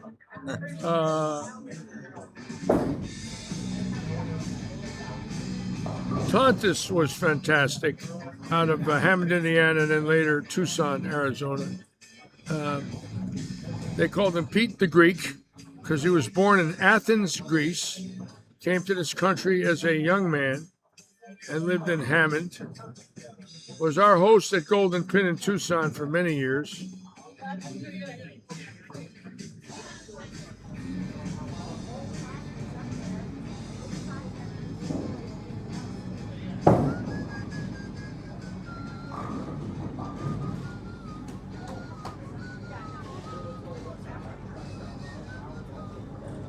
Come on, Robert. So here we go now. We're down to the top 8. And again, Devon Stafford, if she bowls 190, she's going to get to that final match. Keep in mind, she's getting an enormous amount of handicap. Stafford's handicap right now is 56 pins. She might have an advantage here with just making spares. So this is key for her right here. As long as she makes spares, everybody's got to strike. Hold it. And a girl. 3 spares in a row. So she right now is definitely in the lead with no one striking. See that? Look. There's no doubles yet. She's an automatic leader right now. No one can go around her unless they start striking and she starts opening. Yeah.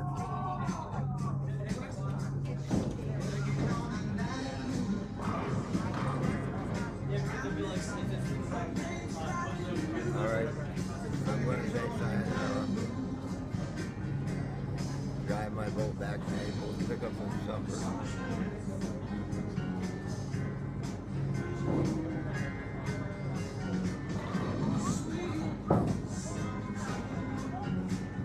Come on, lady.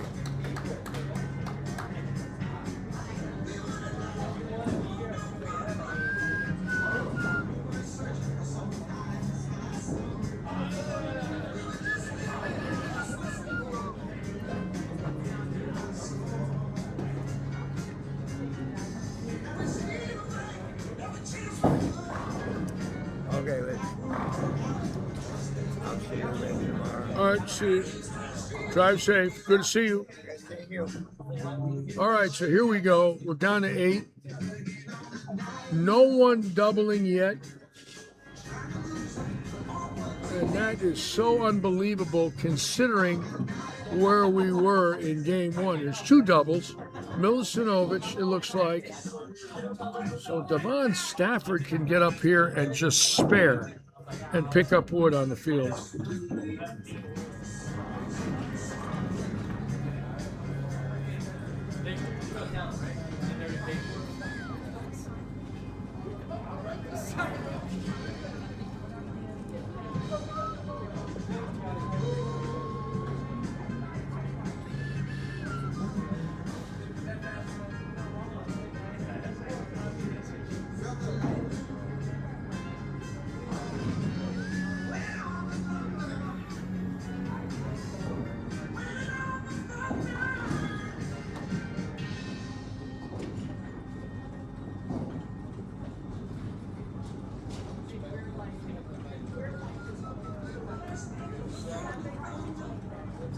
And Devon's sparing again, and for her, this is the best start she's had.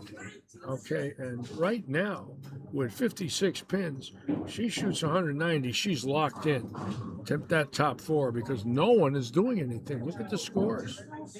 That's another good shot for her. Hold it, and she strikes. And right now, she's going to get to a top 4 if she stays at this pace. Not anyone is putting any pressure on that 56 pin handicap. And she's at a 197 pace, so she's at right now 250 with handicap.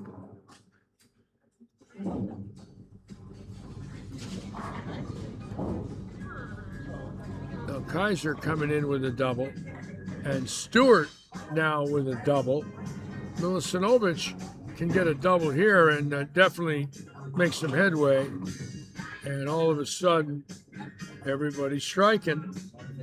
3 doubles just like that.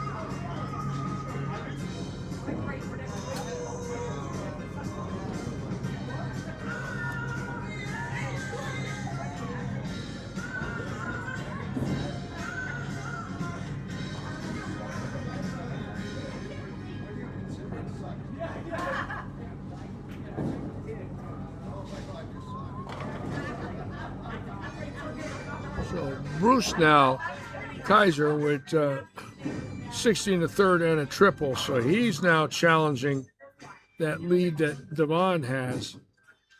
Pam Stewart has a chance now to pick up some wood here also. She is on a double.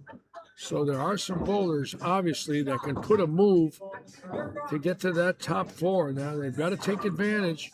And boy, did Pam get a break there crossing over. Fleissinger in trouble. He's got 2 opens. And right now he is in a lot of trouble. Now Kaiser can put himself in great position here with a strike.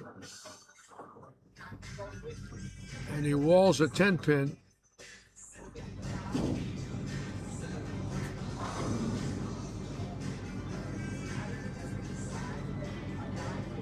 Boy, it's just a big shot for Devon now. She picks up 10 on the field again. And with 56 pins, this would put her well over 200. Look at this.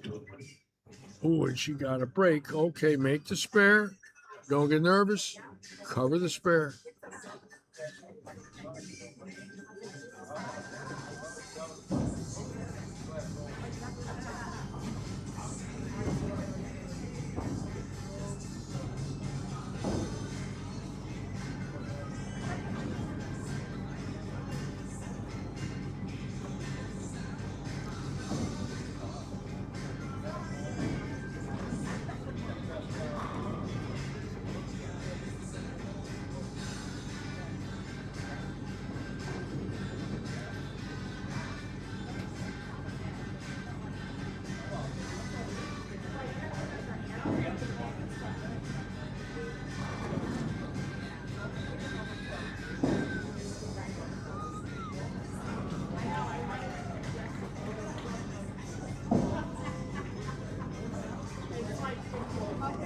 Now Devon, after 6 clean games, now leaving a split. Pam Stewart bowling well. Now Milicevic for number 5 right here, and he gets that one. And now, right now, he is obviously in great position to make the top 4.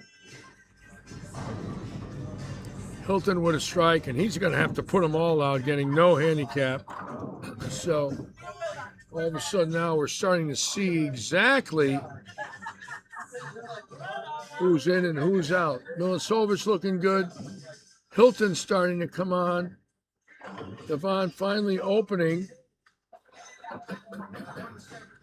Oh, she made it. That spare went. That spare went for her. They've got to change that scoring. They've got to change the scoring on 43. That pin went. I don't know if they know it down there. Look.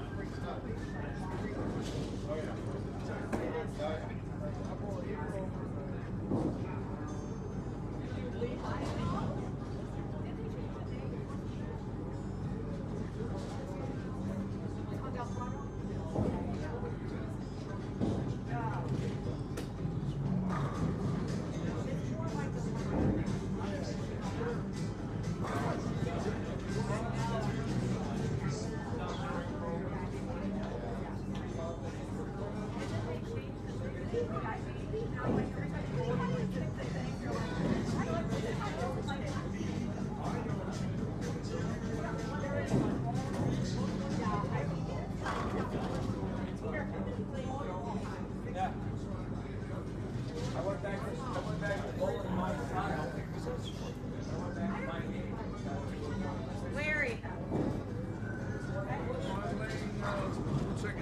On lane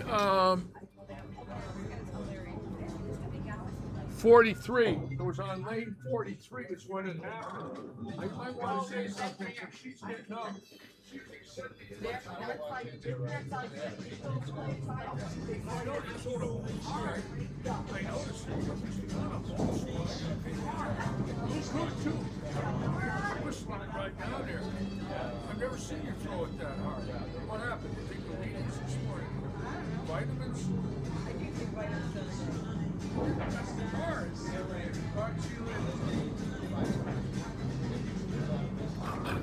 All right, we might have a scoring issue here on 43. Luke is going down to talk to them about it. The spare fell in Devon's game. She didn't notice it. She was walking back. Neither did Anthony Cruz, but we would see it on a replay here if we watch later on. And we do believe we have to change her scoring. Again, it's up to the tournament director. Usually, if you don't call on it and you bowl, there's a whole different mindset there. In other words, she didn't call it. Her opponents didn't call it. She accepted it. So we got to go down and we got to figure out what we're going to do about that. I don't know enough yet. But we want to be fair. A lot of times bowlers turn around, they think they missed it, but that pin did go down without the scoring unit touching it. And we did give her a spare, which is the right thing to do, because if they look at it later, and we do, I'd rather err on the high side and give it to her than not. In other words, we think it did not hit the pin setter, and we think it fell. Can you imagine if we didn't do it and she didn't make the cut? Well, that one she missed. The last thing we want to do is not give the bowler what we feel is a spare she made. Sometimes you run into those catch-22s. We'd have never known it without this live stream. She'd have accepted it, and so would have Anthony. We did the right thing. It'll prove that way. Yeah, it'll prove that way if they watch. Nobody knows because nobody sees it. Except this. Yeah, we're good.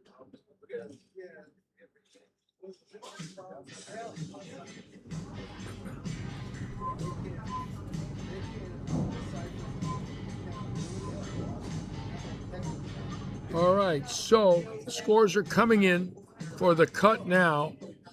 Again, this is the second cut, and we will be going to the title match.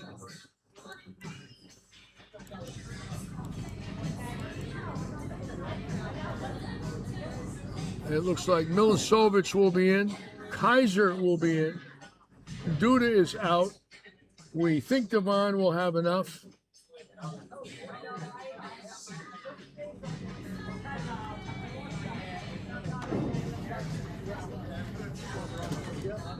She might be the last one to get in on that spare arrow. We'll see that in the 10th. And then again, if she opens, she might not have enough. So we're just going to have to wait and see.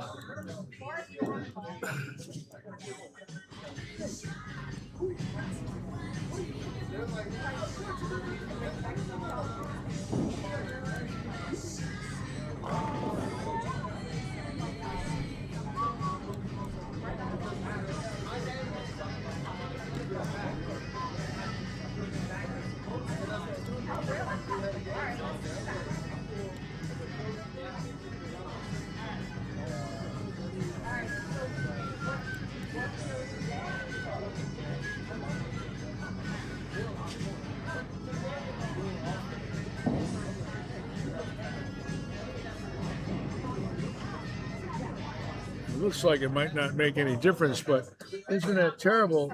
She opens the 9th and 10th to miss, which is very possible. But if she had spared the 9th and 10th, she would have made it. So she had 2 bad breaks in the 9th and 10th frame to miss, it looks like. She probably has to make this, and I don't think she's gonna, quite frankly. But I'd rather make sure we gave her deserving spare in that 6th or 7th frame. So she goes 167. She might have got in with 223. We'll know momentarily. 56 pins, 223. Going to be close.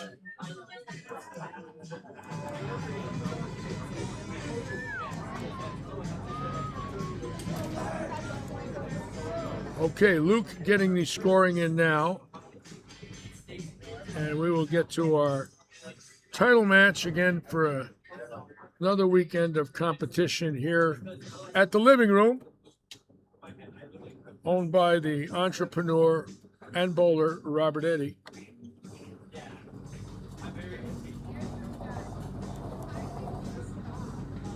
And it looks like Devon did get in right now at 223. We're waiting for the last score. So we had Pam Stewart, Bruce Kaiser, Anthony Cruz, Devon.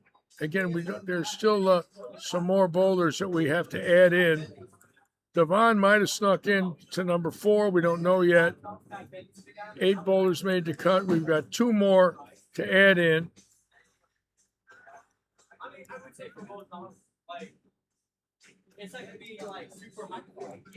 And we're waiting for those last 2.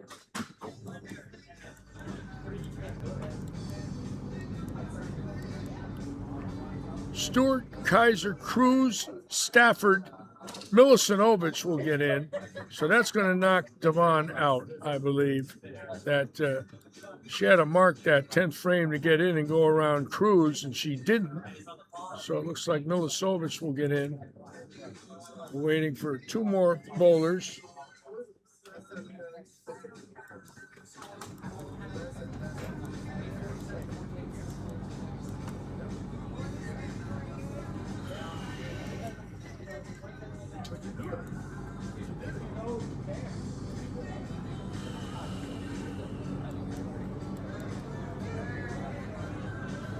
Stewart, Kaiser, Cruz, and I believe Milicinovich will be in that group as the 4th bowler, but we're still waiting. And there it is. Devon missed by 6. She needed to mark the 10th. She marks the 10th. She goes around Cruz. So it's Stewart, Kaiser, Milicinovich, Cruz, the top 4 for the money here at the Living Room. Wow, pretty close. Exciting.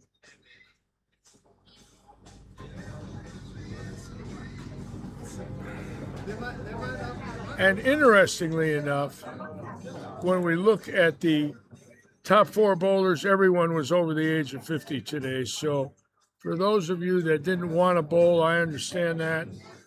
That's normal instinct to add in a younger group where you think you're going to get beat up. But in that case today, it didn't happen. Again, it could easily happen where all 4 were under 50, because you never know until the end. But today, by letting the 40-year-olds in, none of them made it to the top 4. Devon was the closest at 5th. Lee Ratchet didn't make it, even though he was the qualifying leader, and he won't be 49 or 50 till this summer. Did not make it, so you just never know. There's nothing cast in stone in bowling except bad breaks. They're always coming, no matter who bowls. All right, we're going to wait now for the last pairings, and Luke will make the announcements. And we're going to be up the high end here. And it looks like there are going to be 4 bowlers left. They're probably bowling on 47, 8, 9, and 50, or 45, 6, 7, and 8. We'll find out.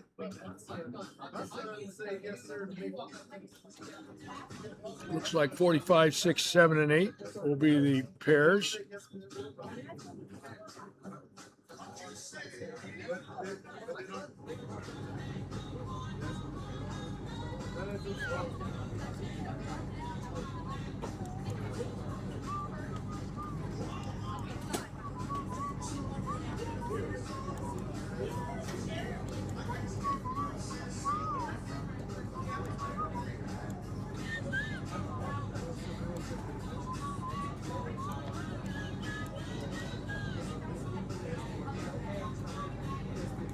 All right, tournament bowlers.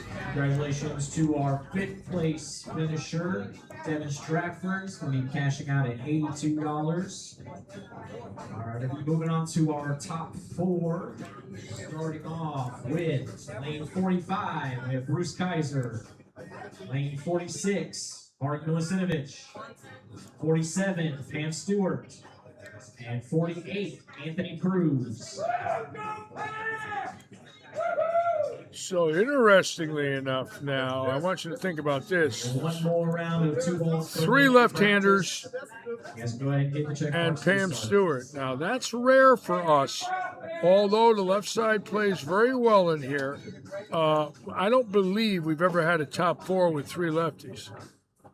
And all of a sudden the lefties came to the top, and Pam Stewart, Kaiser, Milicinovich, and Cruz. 3 left-handers, 1 lady, and she's a righty. And again, we want to thank all of our great, great sponsors. Of course, Paradise Vintage right here with Brian Copeland and Beth. Thank you so much for your generosity over the last year and a half. And there's the Paradise Vintage logo.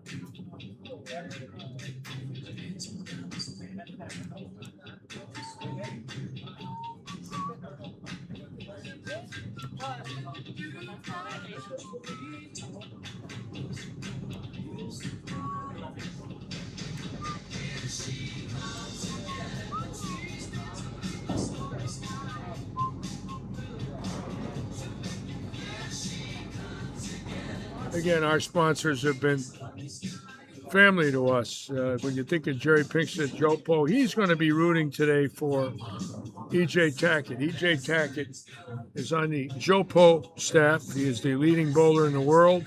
Jerry will be sitting there today. And I'm really praying that Jerry gets a win on this. He's done so much for bowling, and EJ and all of us here sponsoring one of our leagues. Of course, Ricky Ward's RPM, generous on Monday night. Brian and Beth with Paradise. Lightning Strikes overall. Robert Eddy doing so much for bowling in Southwest Florida. We are so lucky to have those people involved with us. A lot of added money over the course of the year.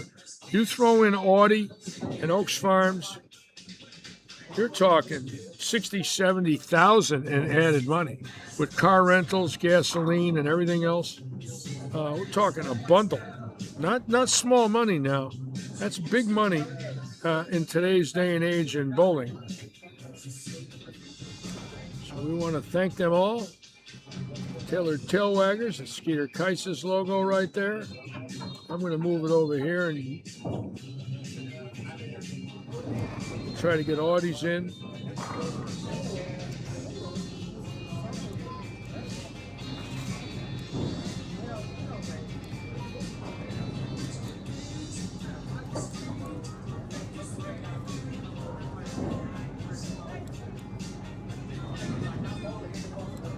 Of course, Oaks Farms. Who could have made it without Oaks Farms? Unbelievable.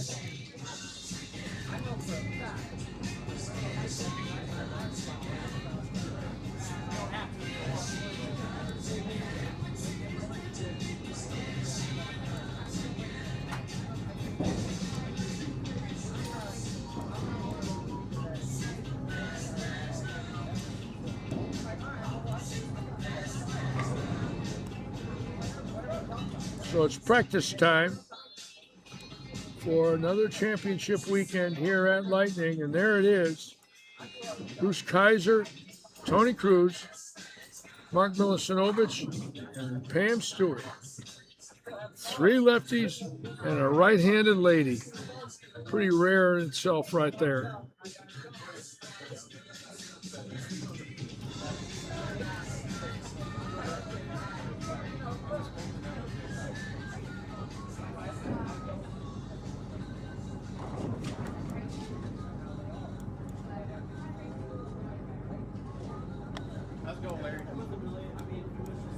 Hey, how you doing?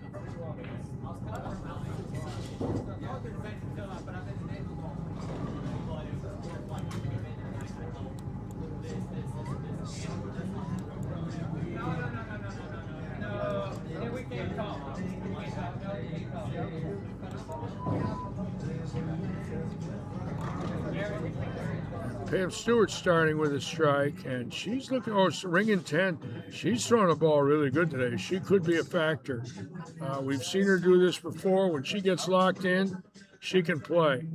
So we're going to change this a little bit here, just to narrow it a little, but you'll see everybody bowling.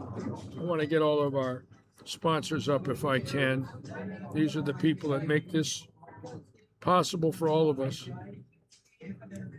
Many of them are my friends. Eddie Duda, Ricky Ward, Skeeter Keiss. I'm going to try to get Brightview in, but I ran out of room. Let's see if we can squeeze them in and do a little something different.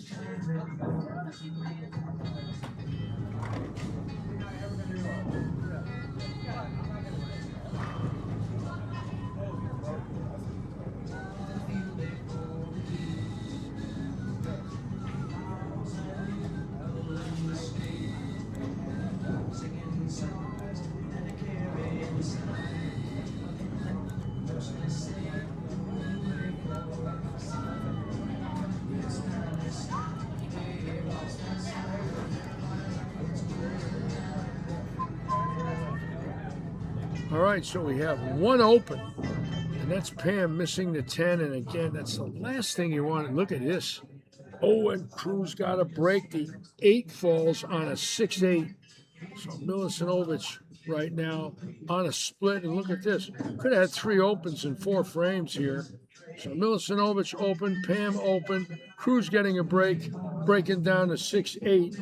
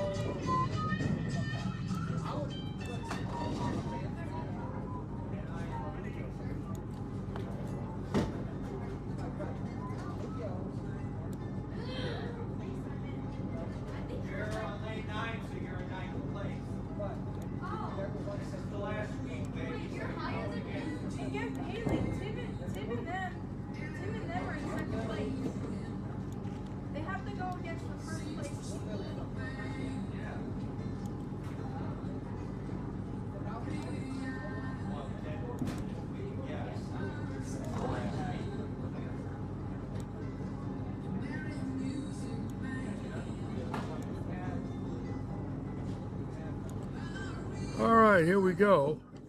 Pam Stewart now has got to make this spare. No mistakes there. He just gave one away. And she makes that one. She's got a chance to win this tournament. She's getting a lot of handicap. But it all depends on her spare shooting. She starts missing 1-pinners.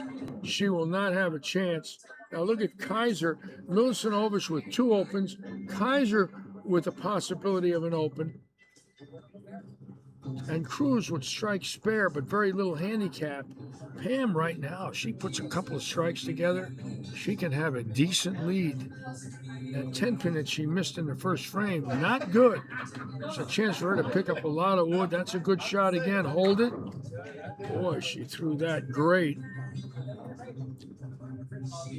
Now, Kaiser, you don't know with him. You know, usually he's a good spare shooter, but this is not easy on this pattern. He could get fooled. Barely made it. Hey,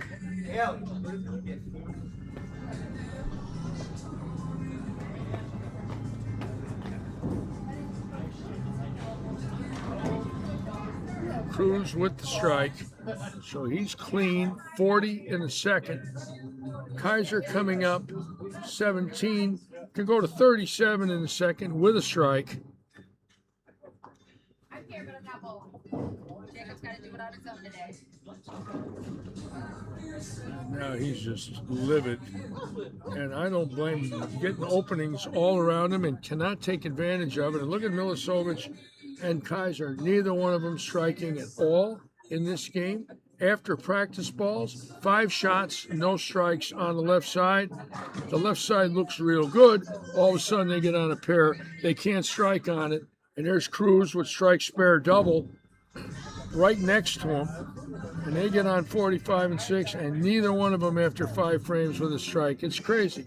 You just don't expect it, but you're seeing it. Now, this is a big ball for Pam right here. She can pick up for that 10 pin she missed in the first frame. She can pick up 10 on this shot. Oh, and she got it. All right. So now Pam is getting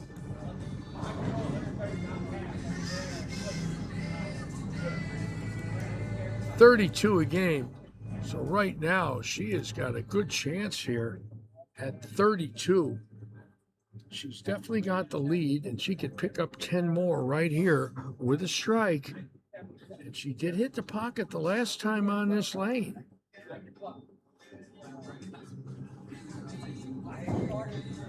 Just gotta hurry. Gotta hurry. No. God, out the window. Darn it. She had a shot at it.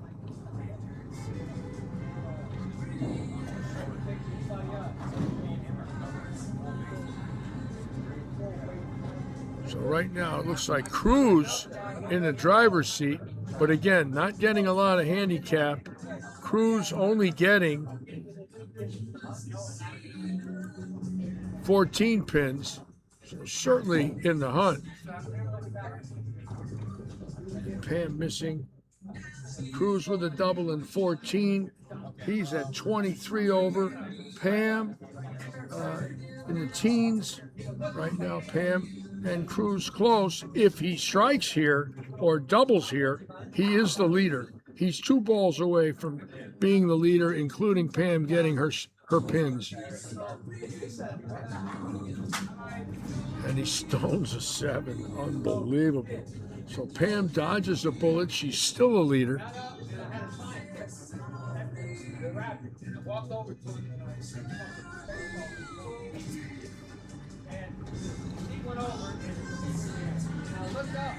We were next door to everybody ran through it.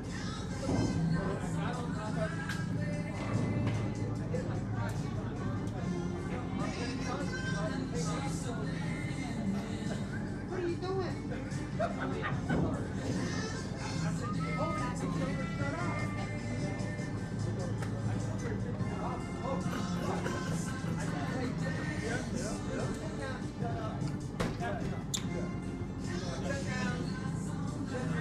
So Pam and Anthony within a mark. Milicevic falling behind. Kaiser obviously going nowhere, shooting 180. So 2 bowlers on 47 and 8 are 1-2. But it's early. And Cruz leaving a 7 and then a 10. So in the pocket, but no carry.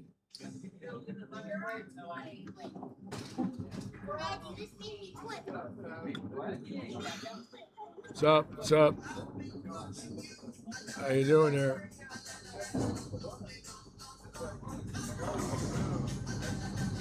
And Kaiser, no strike again. So he's gone 5 frames without a strike. Cruz clean. Oops. And Cruz misses the 10, and the door is wide open for Pam Stewart. Look at this. They're just handing it to her. No one could strike. Cruz hits the pocket, leaves the 10, and misses the 10. And they're just giving her this title. Look at this. She gets a double here. She's got a commanding lead. She opens, she gives it right back.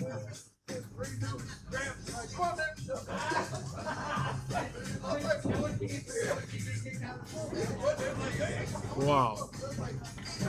I'll tell you, she is a good bowler. In the last couple of years, she's improved tremendously. She is a senior. You know, she's over 50. We'll leave it at that. And she's throwing the ball great. Hitting the pocket a lot of times, making good shots, and this is key. Now, she missed a head pin last time here. She's got to throw it up and at him. Take your time, trust it, keep the feet slow. Don't rush. It's got a chance. It's got to hold it. Wow, and that's 10 in the pit. And look at her. She's got the lead. She's fearless. I've seen her do this before. She's got great concentration. Now Vilasinovich getting back in the match, but again, very little handicap. So he's into the 190s. I want to check his handicap out. I don't believe it's a lot. No, it's scratch. So he's got to catch her on his own. He needs a lot of strikes to catch her right now. Not that he can't strike it out for 247, but that's his max, is 247.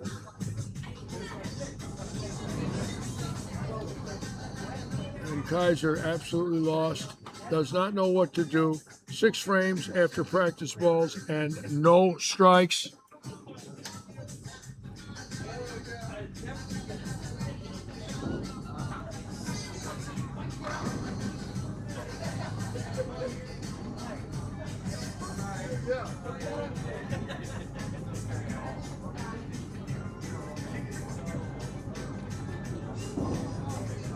Now Cruz coming back with a double, so he's certainly not out of it. He's getting 14 pins. Pam is getting in the 30s. So right now, Pam can close the door. She strikes out, nobody can beat her. She's in position to shut him out. But a mistake here and open, and all of a sudden everything changes. That looks pretty good. Look at this shot. Hold it. Wow, solid 4-pin. Excellent shot.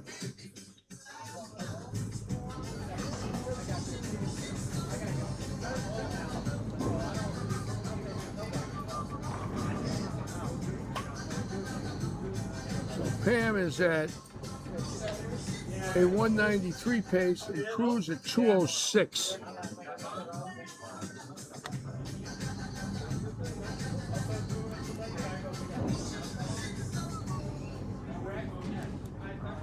And Pam getting 32.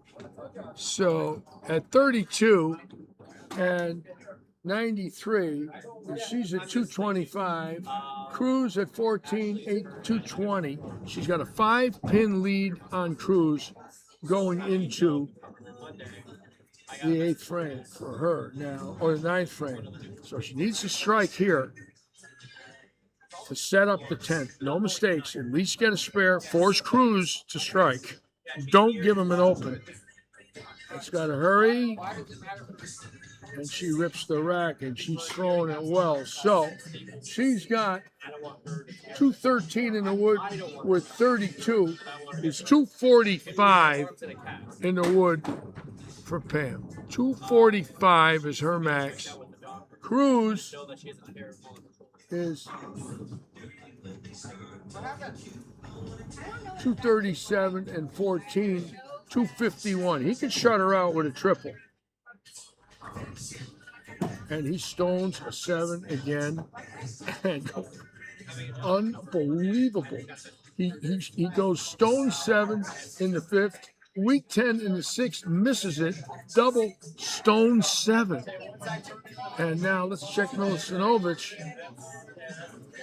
And he's 96 with no handicap. Pam Stewart in the driver's seat here, all the way. And this is how it'll work. If Cruz makes the 7, which he does, and now we're going to show you the exact scenario. If he strikes it out, going to tell you exactly what's going on. If Cruz goes 216 and 14 is 230, and Pam 93 25. Pam strikes, she wins. That's if Cruz doubles. She needs a strike to win. He gets the first one. If he doesn't strike, she needs a mark. If he does strike, she needs a strike and a good count. So obviously, this is the ball of the day right here for Cruz. And that 1 pin spare there in the 6th frame stops him from shutting her out. He makes the 10 pin. He could shut her out here with this strike. I say it every week. Make your 1 pinners. All right, let's see if he doubles here. And boy, that 1 pin now, boy, does that look like costly or what? So let's say he goes 205. She needs a mark. Pam Stewart needs a mark to be today's champion. She hadn't won in about a year.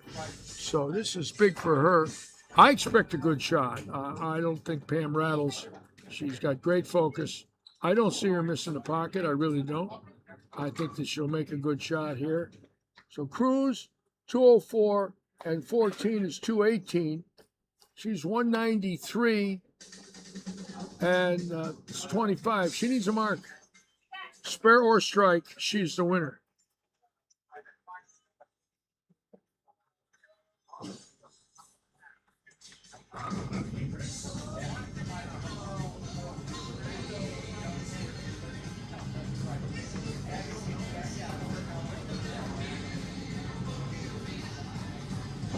That's a good shot. It's got to hold it. Oh, no. Oh, no, no, no. She needs to make this unbelievable. I mean, it looked like it would hold at the last minute and hooked a board high. I don't know if she knows it. She has to make this to win.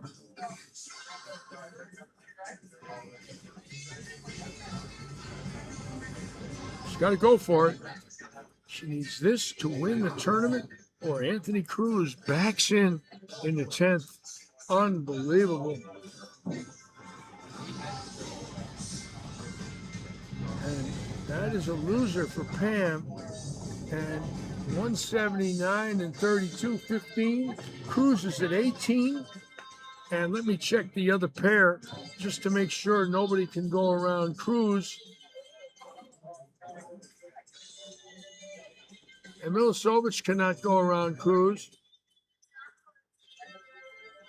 Kaiser goes 98. And let me check Kaiser's handicap here. 98. And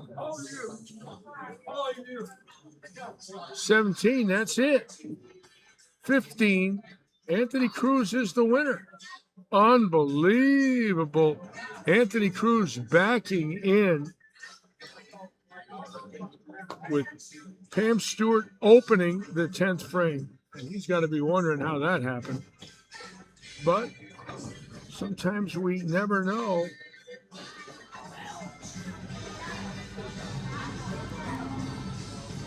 And I believe unofficially, Cruz is our winner.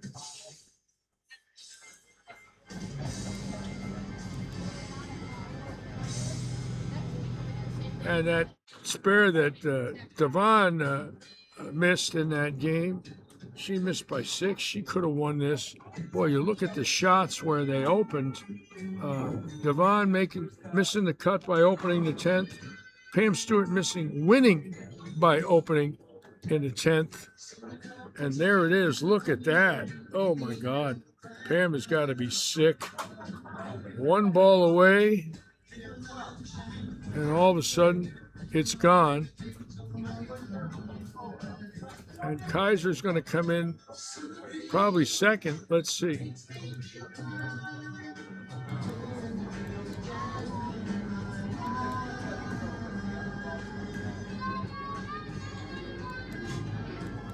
We're waiting for that last score to make it official, but I do believe Bruce Kaiser will be second. No, maybe third. I don't think he struck on that second ball, so that's going to come in right now.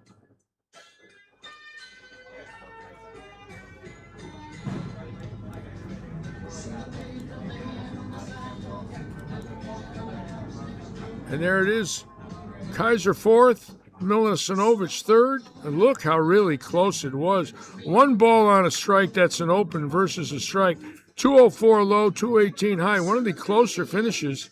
But Anthony Cruz coming away with the win today. Anthony Cruz, the longest running employee of the Kegel Company that makes our lane machines, the greatest training center in the world in Lake Wales, Florida. So I want to get Anthony in here and get the explanation on the 10 pin that he missed and still got a win. He's got to be thinking, how did that happen, right?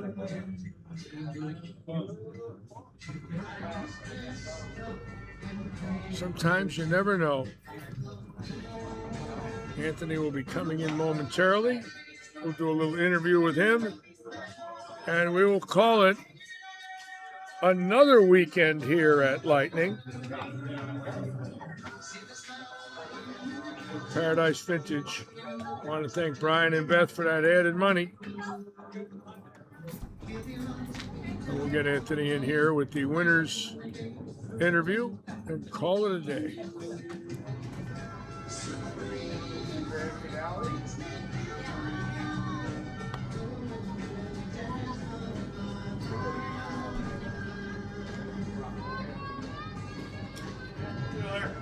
Hi, Mikey.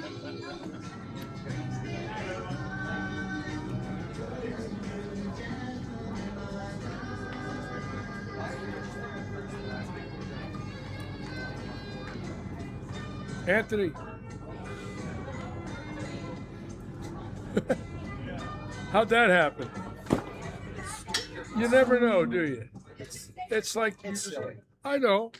Congratulations. Nice to have you with me again. And it's been a little bit, but hey, you don't miss the pocket up until the second ball of the 10th, and you leave a couple of stone sevens on strikes. You miss a 10 pin, which I couldn't believe. My only miss today. I know you're an excellent spare shooter, but a win is a win. It's ugly. You didn't drive here to lose, so you got to win. Now you're getting ready for the senior tour, of course. You're going to bowl the villages and then travel again this year, right? That's correct. I hope you win. I hope you win a senior stop. You're capable. Winning's a bonus, but I just want to Winning's do a well. bonus, but you got close a few times last year, and so you go to the villages and anywhere out to Colorado right after. No, we go to the World Series. In And Minneapolis. you're going to bowl the World Series in Minneapolis, and then Colorado. Colorado, and then the Masters. And you're driving all of it. The Masters in Vegas again at Sam's Town. Yep. Right. Now, when you leave Kegel, they give you a little break. They let you get out of there. I get out of there. I work on the road. You work I on- can do a lot of my job. So you do a lot on the Offsite. road. Yep. Now, 35 years with the Kegel 35 Company. years, yes. Right, graduated high school and stayed at Kegel. Pretty Wow. much. How did you do that? I don't know. I mean, that's a lot. That's a lot of dedication. Must be a good company. Well, you got yourself bowling the senior tour in Janowitz, right? Of course, Del Warren, great coach. Could have bowled the senior tour in his life if he wanted to. Probably would have won, but just chose to coach in his career. And Sean didn't bowl the Masters this week. I was kind of surprised that he didn't go up there. Yeah, he just he had other stuff going on. So Right. Anybody else at the Kegel Company turning 50? turning 50. Yeah, nobody yet. Right? Billy Guthrie is 50, but he's got bad ankle. Got a bad ankle. He would love to be out there. Well, he's going to give you some money, so let me get you go down there for the presentation. Congratulations. Thank you. Keep up the great bowling. Nice to see you. Yes, sir. All right. Fourth place. Anthony For Cruz. $100, we have Bruce Kaiser. Anthony Cruz, fine, wonderful man, as you can tell, low key, and a fine gentleman, always congenial. In third place for $150 plus the gift card to Paradise Vintage Market is Mark Milisinovic. In second for $275, we have Pam Stewart. Wow, that was a big open frame for her. Watch the money on this one. $275 for second, and watch first. And our grand prize winner today for a total of $405, we have Anthony. Yeah, about $130 open, but for more than that, I know Pam wants to win. The money would have been nice, but it's the win, and we feel bad for her. She'll be back. It's great to see her bowling good again. Come back up here just a second.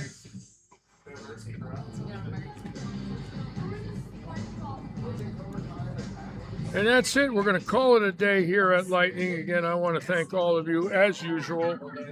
I say it over and over, but I mean it. To have all of you staying with us, and the views at 1,000 to 1,500 a show means a lot to us and all our sponsors. Sometimes we get a little more, of course, but usually this tournament will be right around 1,500 today, and when the week settles.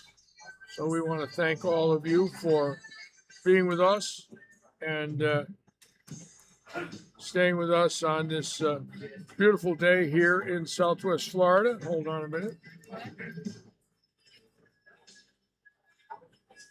And we will see you all Tuesday night. Again, thank you so much for joining us. Tuesday night at 6:45, we will be on with all of you. And, of course, Wednesday night for Oaks Farms, Charlie's Irrigation, Joe Poe, Audie Tuesday. Thanks again. See you during the week. Have a good week. Good luck and good bowling.